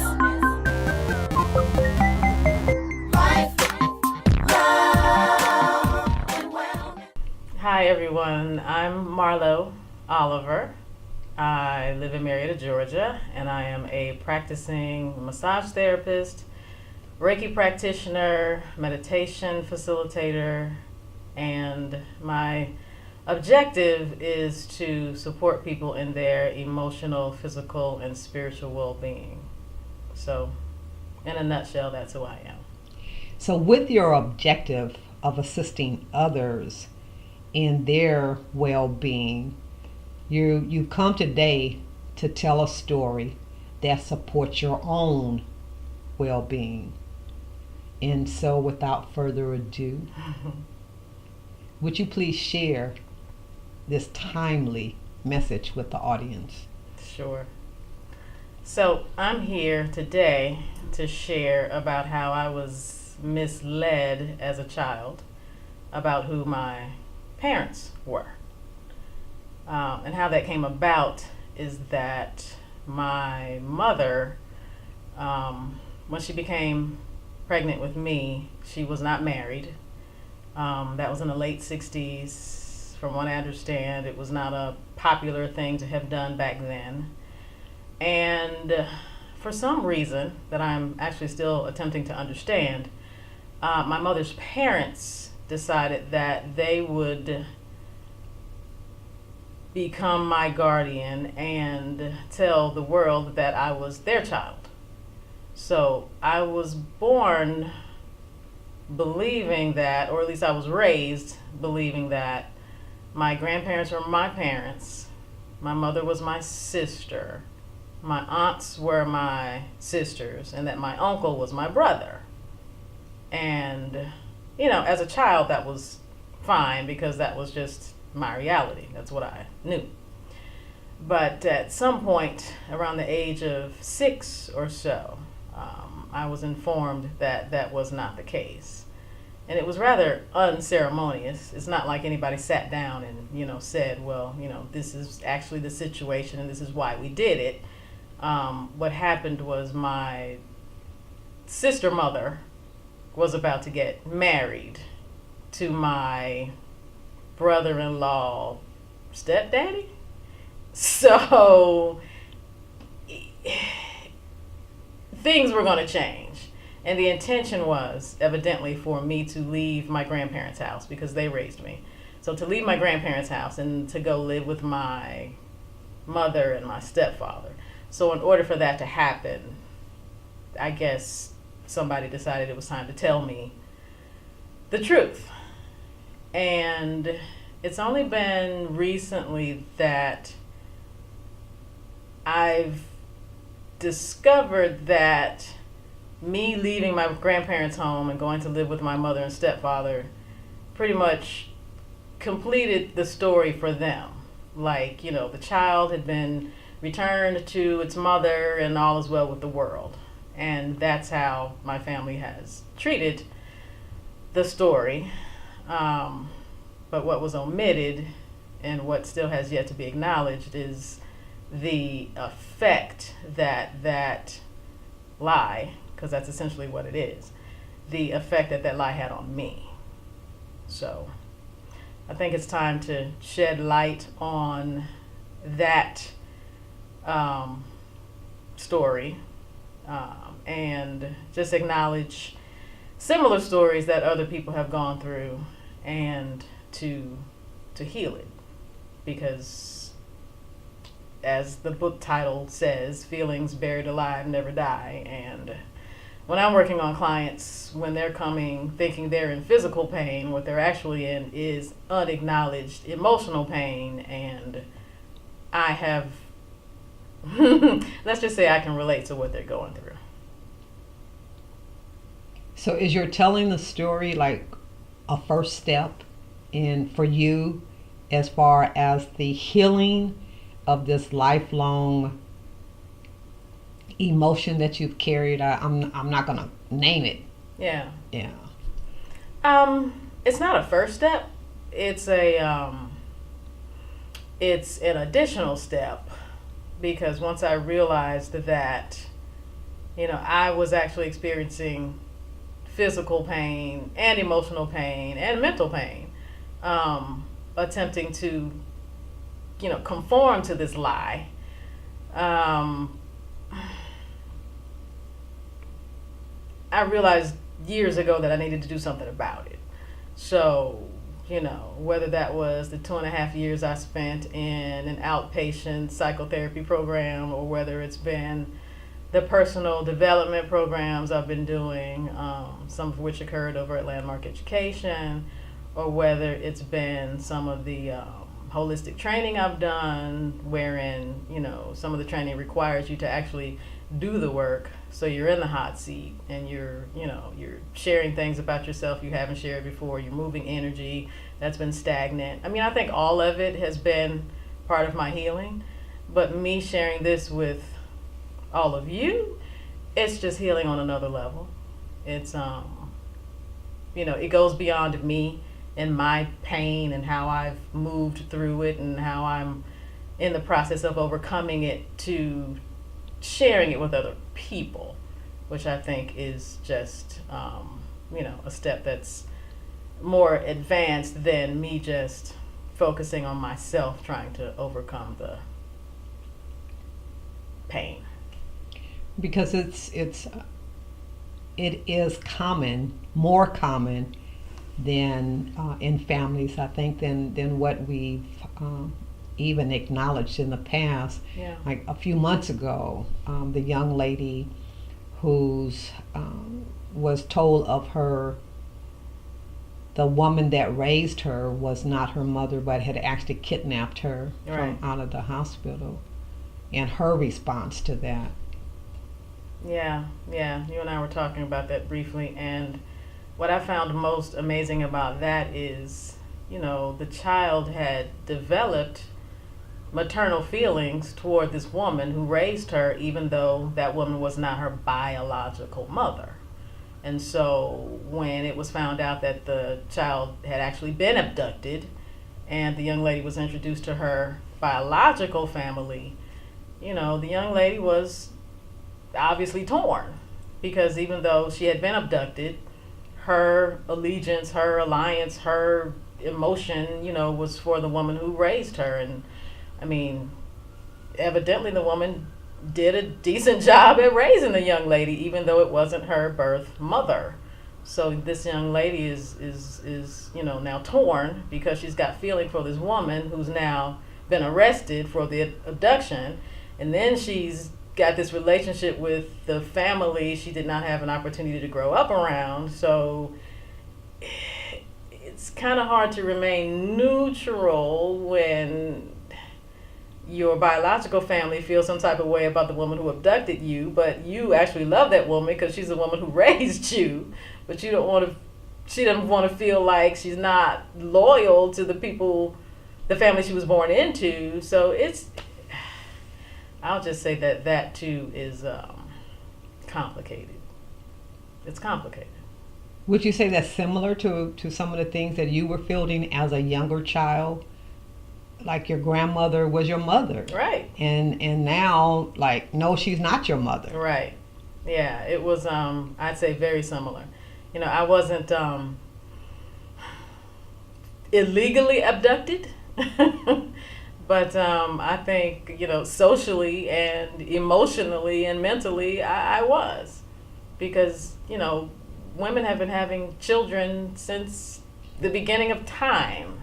So how the act of giving birth can be turned into this, I don't even know what to call it. This, it's just drama.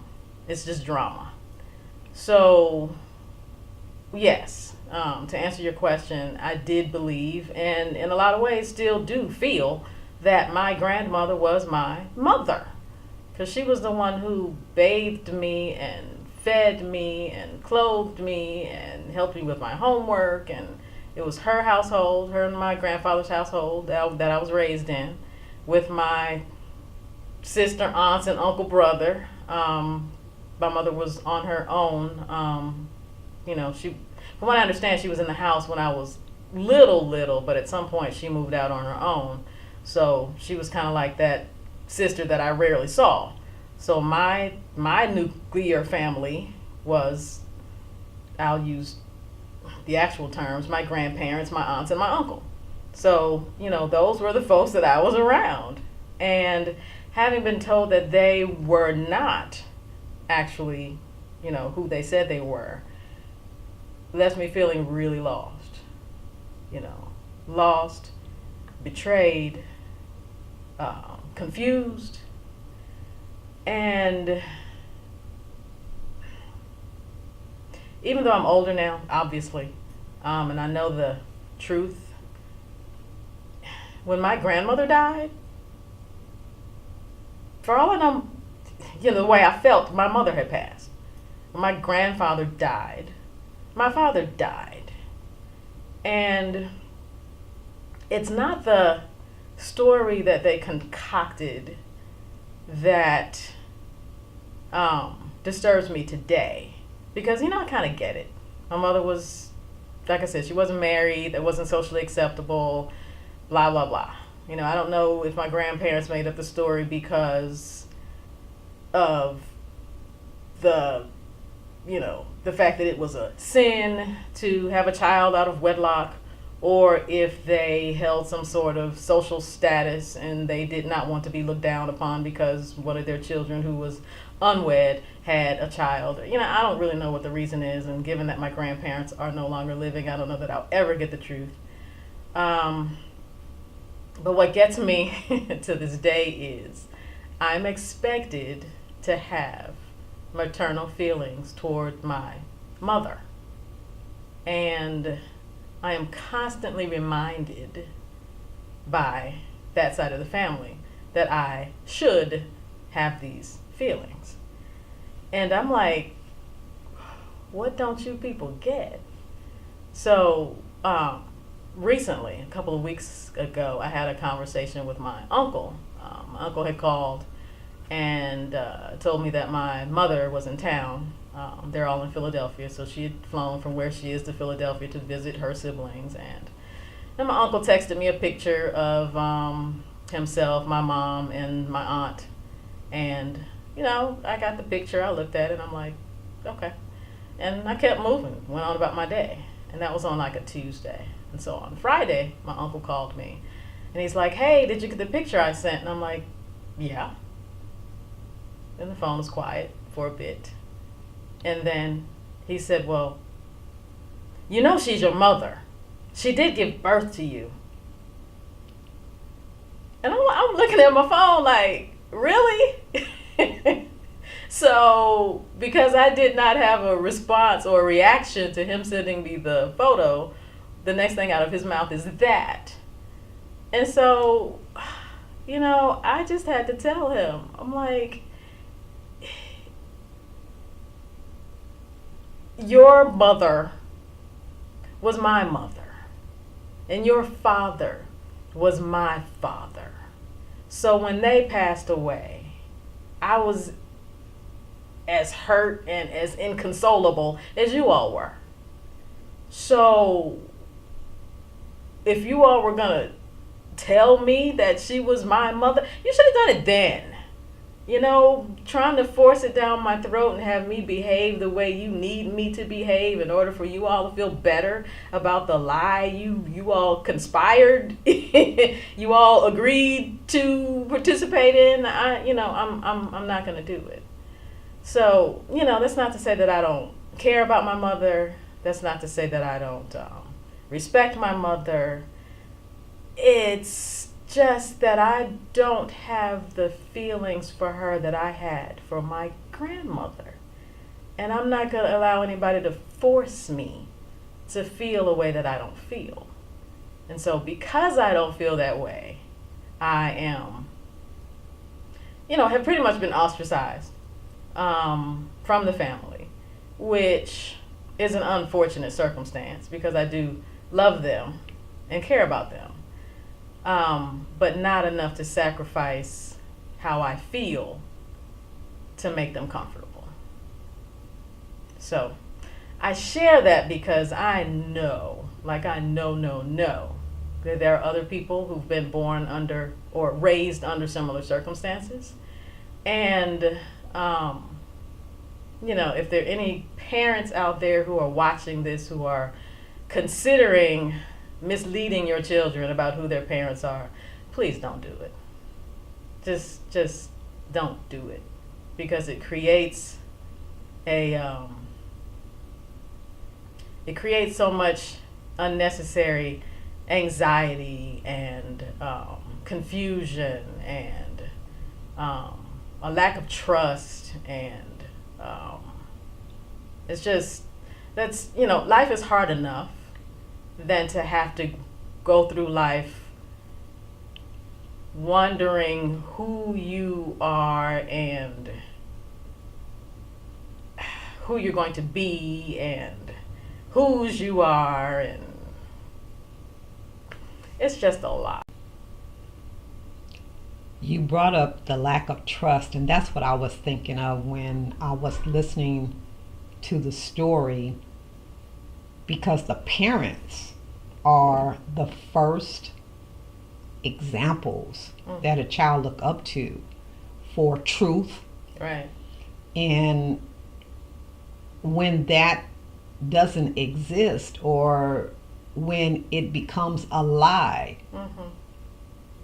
how did that impact you for the rest of your life and the relationships that you have with other people? As you can imagine, I have trust issues. Very leery of people. I'm very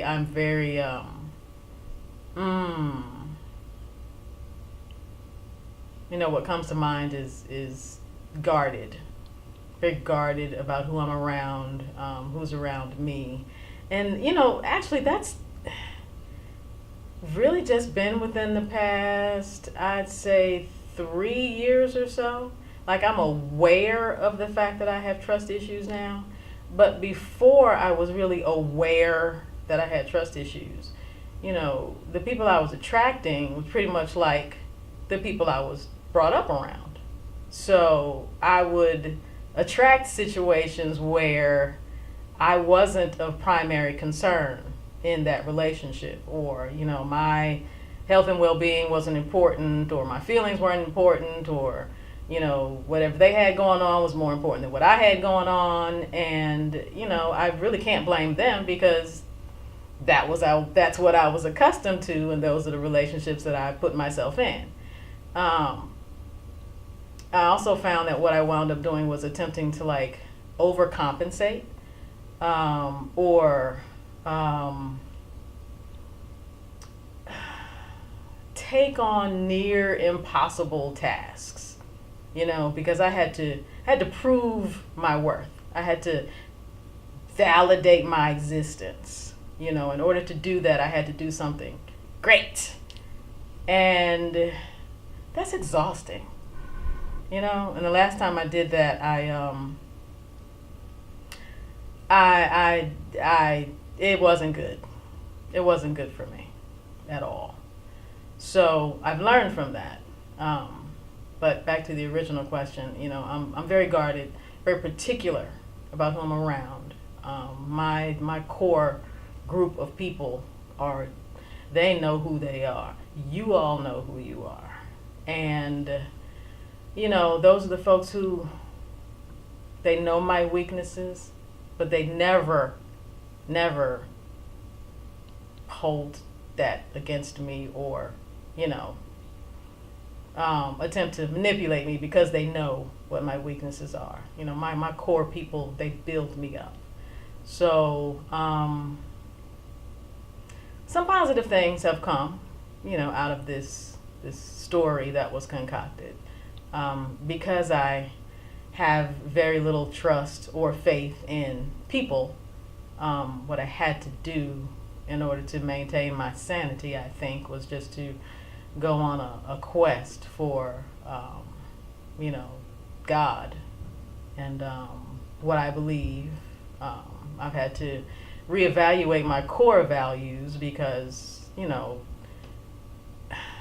that children consciously know what they value, but when you have the rug pulled out from under you and you think you're this person, but then come to find out you're actually that person, it's like you have to reevaluate your own truth. You have to figure out whether you really like what you thought you liked.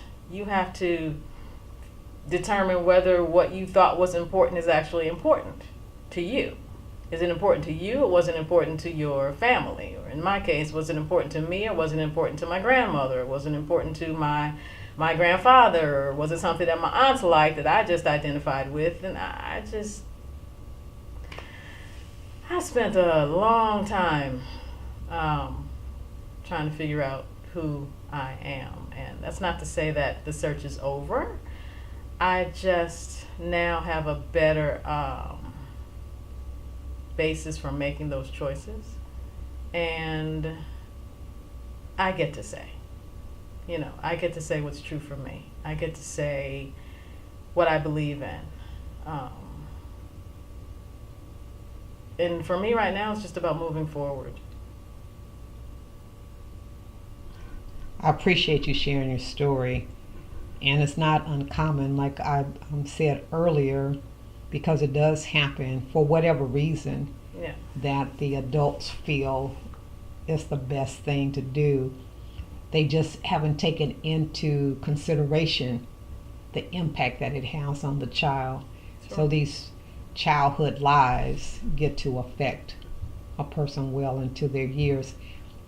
So in closing, Marla, what would be your message to the worldwide audience in relationship to your history?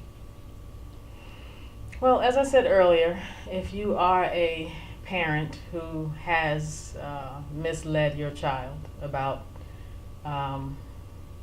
who their parents are, I encourage you to go clean up that story and just be real about it. Just tell the truth. Look at it as a healing opportunity for yourself and the child, because in many cases the children aren't considered. The children's well-being isn't considered when those types of decisions are made. And if you happen to be the child, a child who was misled, my heart just goes out to you, and I encourage you to do whatever research that needs to be done to figure out who you are. If you don't know where to start, if nobody in your family is talking, if they're being tight-lipped, then there's still ways of figuring it out, because somebody knows. Somebody knows. And sometimes it may involve public records. Sometimes it may involve going back to the neighborhood where you were raised and asking neighbors, because not everybody leaves the neighborhood. So somebody in the neighborhood may know, have some information on your family. If for some reason you feel like you need some support, some emotional support, some mental support, I say go get that. For some reason there's this belief in the black community that black folk don't need therapy, but I think many of us do. So if it's therapy you need, I encourage you to go get that. If you need to reevaluate your religious background or your spiritual upbringing, if you need to make some changes there and actually find a path that resonates more with you and what you believe, I recommend that you go do that.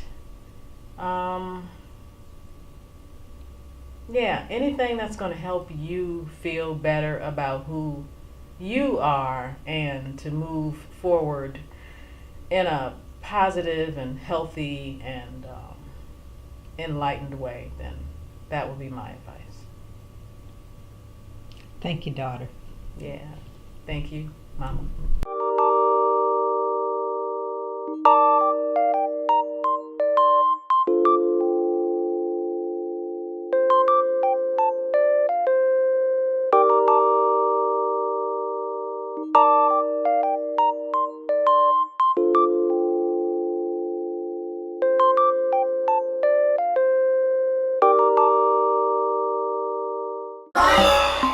Love and wellness. Life, love and wellness. My name is Tony Malone. I am the proprietor of Paper Plane Yoga Studio here in College Park, historic College Park in Atlanta. I also have the Atlanta Multisport Magazine, which is a magazine for triathletes, runners. It's a health and wellness magazine. This studio is also an art gallery, so I also broker art in Atlanta. We have various art shows here, so I do a multitude of different things here at the studio and outside of the studio as well. So that's pretty much it. Yeah. Tell us about your journey. How did you get here? I used to be an executive in human resources. I did that for some 30 years. And, I would say for the first part of my career up until my 40s, I lived a quite healthy lifestyle. And then in my 40s, travel, life, I really got out of health and wellness. I wasn't very active. Lived a life which was, consumed by just eating whatever I wanted to eat, drinking, so on and so forth, and gained a lot of weight. I think I ballooned up to a little over 250, 280 pounds. And wife always had gym memberships and always wanted me to go to the gym, and just was not interested. Even though I was very active as in my 20s and even in my 30s, just did not seem to be motivated to go to the gym in my 40s.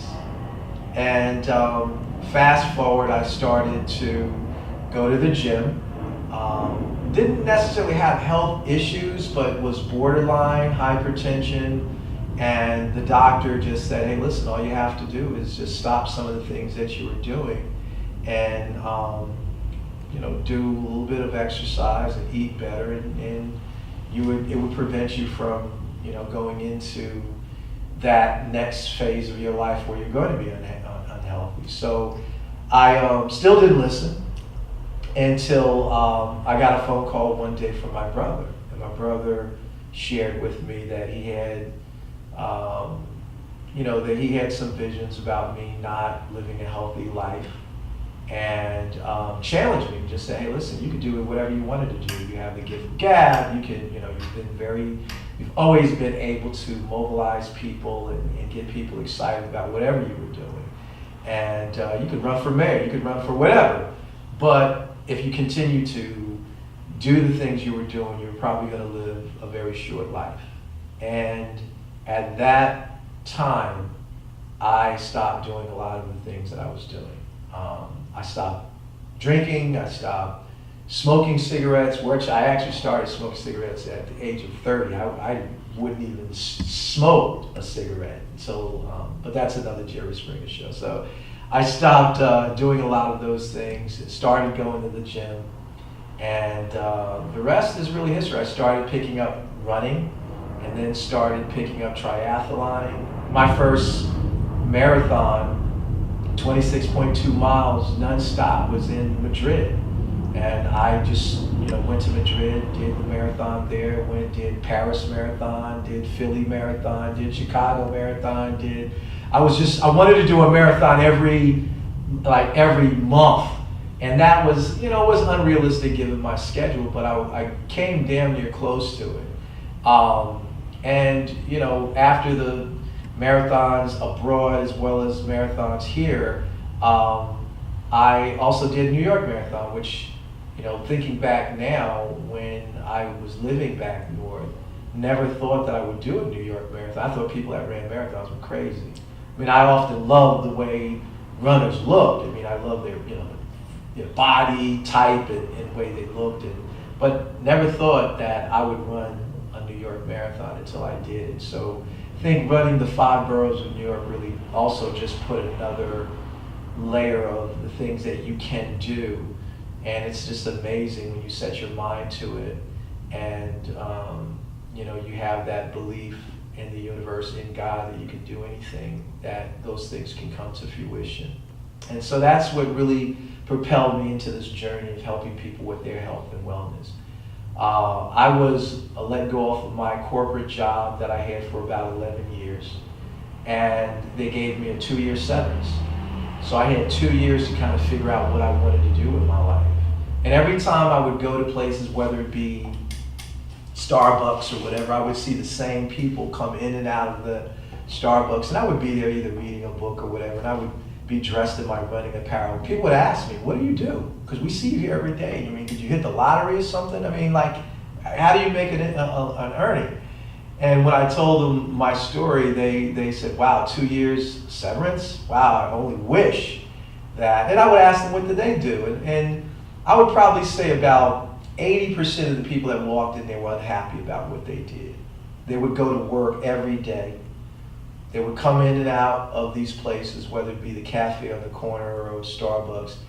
And I started changing my question. I wouldn't ask them what they did. I would ask them, what's your passion? As soon as you say ask them what their passion was, I got a smile that came on their face. That was much different than, what you did for a living. Because most of them would say, I'm doing this. And I said, well, what the passion versus the job. And I'm like, well, I got that car out there, I got that Mercedes, I got a big house, I got kids, and so, but when they said when they shared with me what their passion was, it was a different dynamic.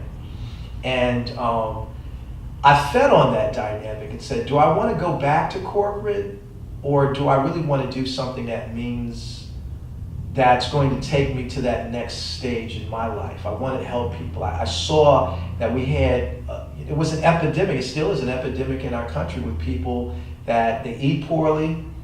We can control our health and wellness if we only adhere to doing the things that we should be doing with our health and wellness.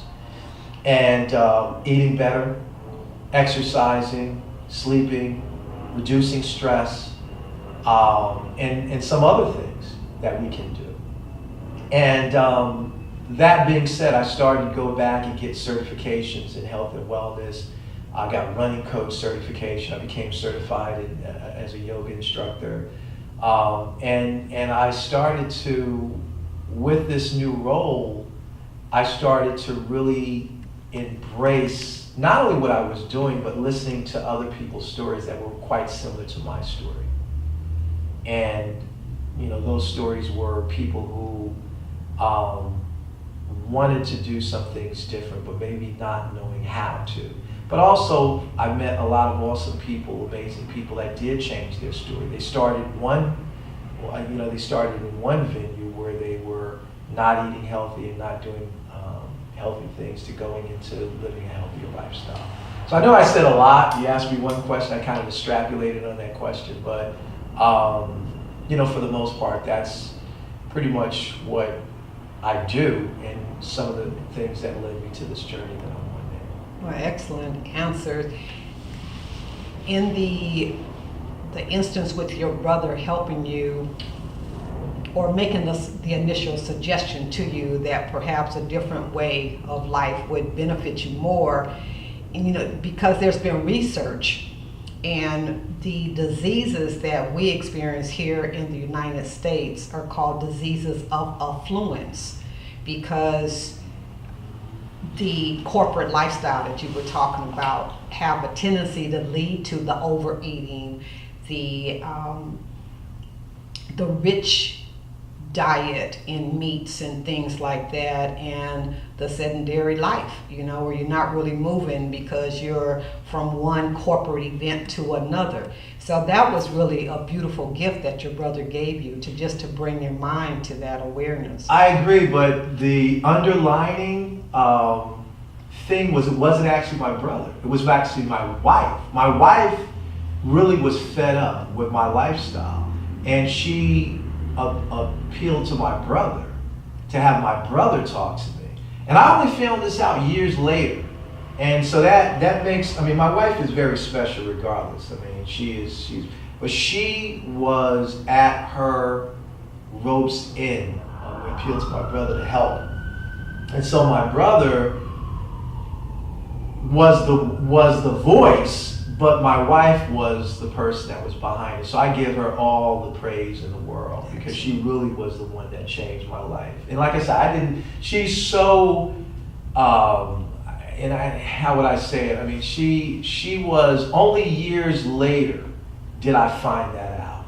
And so she's such a big person, such a noble person, such a humble person, that she just wanted me to change. Yes. And not realizing how my selfishness impacted her life and my family's life. And that was a big part of now, reflecting back on that. And so, changing my life, involving her in, my running, and, I would take these trips and bring, her on the trips and my family. My son started to run and do marathons with me as well. And, I learned a lot. I learned a lot from that whole experience. And when a person really cares about you and enough to say, look, I don't want, I want to leave you, but this has got to a point where, our relationship, nothing's going to change. And I remember telling my wife I would never stop doing certain things, only to see where I'm at now. And who would even fathom that I would be doing some of the things that I'm doing now? So I give her all praises to her and God. And my brother, absolutely, but yeah. And you look younger every time I see you. Well, it's great, but thank you. I'll take the compliment. Yes.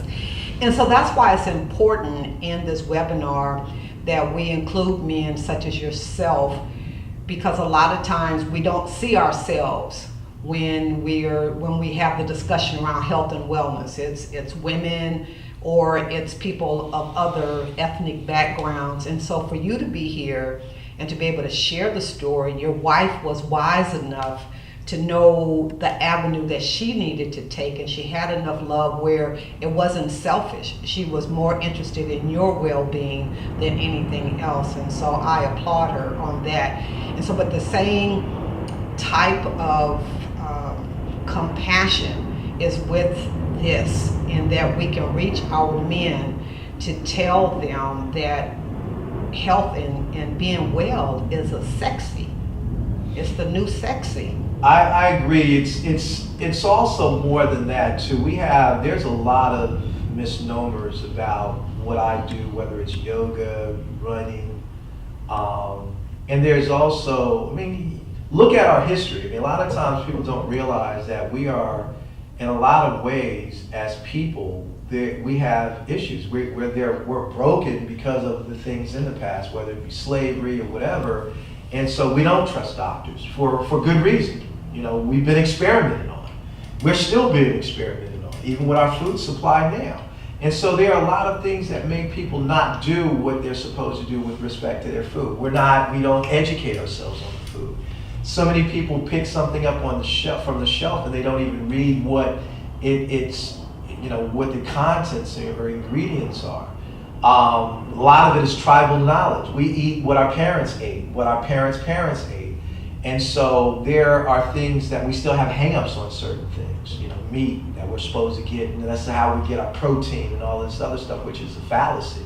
When you look at a 300-pound gorilla and they're a freaking vegetarian versus, so there are just a lot of things that we have been mistold, misfed, mislabeled, or whatever the case may be. So getting over that alone, it takes someone like yourself, it takes someone like the people I'm sure you'll be interviewing and say, hey, listen, guys, read.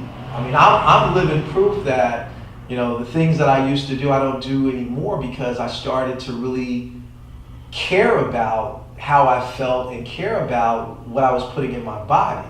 And that may sound like a coined phrase, that your body is a temple and all of that stuff, but you really need to, there's so many stories out there with respect to people finding themselves again. I don't know about you, but I'm the type of person where I wanted to age in place where I felt better as I went into an older age, that I still was able to enjoy my children. I have now, both my sons are adults. I have a 30-year-old and a 29-year-old, but I've ran with them. That you can do it, it's just that you have to commit, you have to educate yourself, and really step outside the box, and I know that's a coined phrase, but really do things differently that really will bring about change and not continue to do the same thing that will bring about the results that you currently have now, which is the disease and the discomfort, the weight gain, the mental fog, and I can go on and on and on. They're building more drugstores nowadays than they are gyms, and so what you find nowadays is more jails, more drugstores, more unhealthy people, and big pharma getting bigger, and the people in our government, they don't care, because the lobbyists are filling their pockets with money, and if you want to eat poor, fine, because you want to eat poor, then you get on drugs, and you get on drugs, and you continue this vicious cycle. So my goal is to really help break that cycle. So anyone that not only comes through the doors, but even if I go out and do seminars and so on and so forth, my goal is to really bring about, change and really educate people about what they're doing in their life. Because I'm proof that you can certainly change the way you live and to bring about a better lifestyle for yourself and for your family as well. Also gives you peace of mind. When I walk into a doctor's office now, before it was, you're borderline hypertension and this, I walk into the doctor's office now, my doctor is saying to me, I gotta get in shape like you. And it's good to know when I walk out of the doctor's office, the two things they want to offer me is a flu shot, which I don't take, or they say, do you need any Viagra, which I don't need. And those are the only things they give me, because everything else, it's like you're not on any medication. So can you imagine, I used to walk in the doctor's office with that question mark saying, okay, how is this going to end? Because you never know if they're going to say, oh, your blood pressure's to the point that we now have to put you on medication. It's a choice, whatever you want to do. And some people say, hey, listen, I'd rather get the medication and not get on a treadmill or whatever. That's my life. And you know what? If that's for you, continue to take your medication. Eventually, we're all going to die, but it's like how you feel. Exactly. Are you going to have kidney issues and having to go through dialysis? Because the medicine will eventually kill you.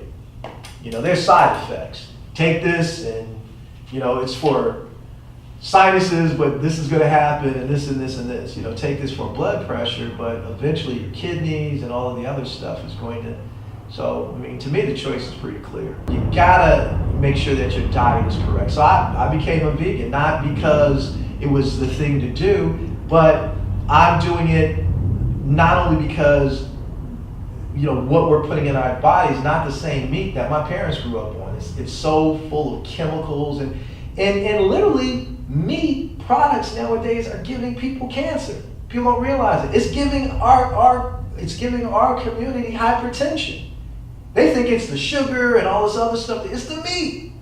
Just look at some of the studies that are being put out. Harvard medical studies. A lot of these studies that say, listen, guys, we cook the meat on the grill. It's carcinogenic. We're getting it.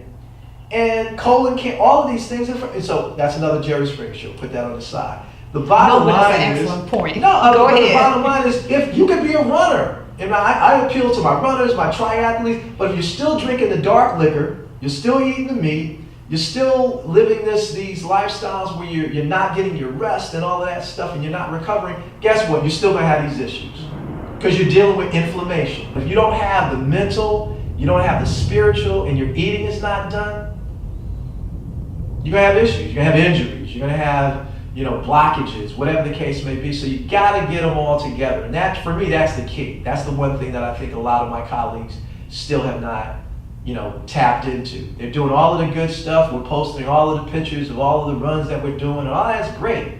But then you feel like crap afterwards, because it doesn't come together. And I have people that come to me and say, I'm still missing something. I'm doing all of these runs, but I'm still missing. There's something I'm missing. Yeah, you don't have the mental, you don't have the spiritual down. And you have to have all of you got the physical, but you don't have the other stuff. In one word, eat green. In one word, just eat green. When you look at your plate, if you have more starch and more meat on your plate than you have green, then that's a problem. Every study that comes out will tell you to eat green. I don't know what else you can say about just eating green. Drinking water. So there's also other reasons why I don't eat meat. And one of the reasons because people don't realize that meat or animals have feelings. And people don't realize that you're eating pain. You're eating grief. You're eating anxiety. And there's a lot of people that's walking out here and they got anxiety. They got grief. And they don't understand why do I feel so depressed? Why do I this and that? We don't eat the same, and I say this, we don't eat the same meat that our parents did. Before, we didn't kill as many mass produced and kill as many animals as we do. Even when you look at indigenous people, they ask that thing that they're getting ready to kill permission. There's a ritual with it before they even kill. We don't do that. We kill with no compassion.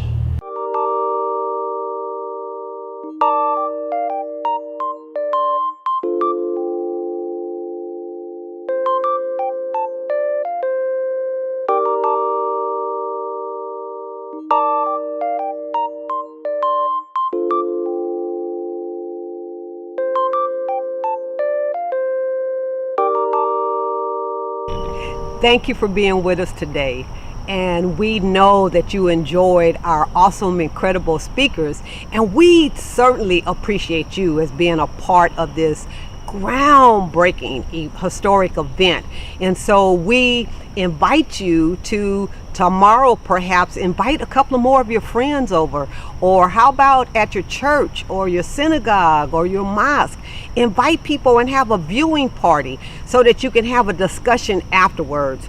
And so we look forward to being with you tomorrow with another group, anywhere from 5 to 7 incredible individuals that's going to share of their expertise, their love, their passion, because our speakers cover a wide variety of subjects, and it's things that you can immediately put into effect in your life. So thank you for being with us. We'll see you tomorrow.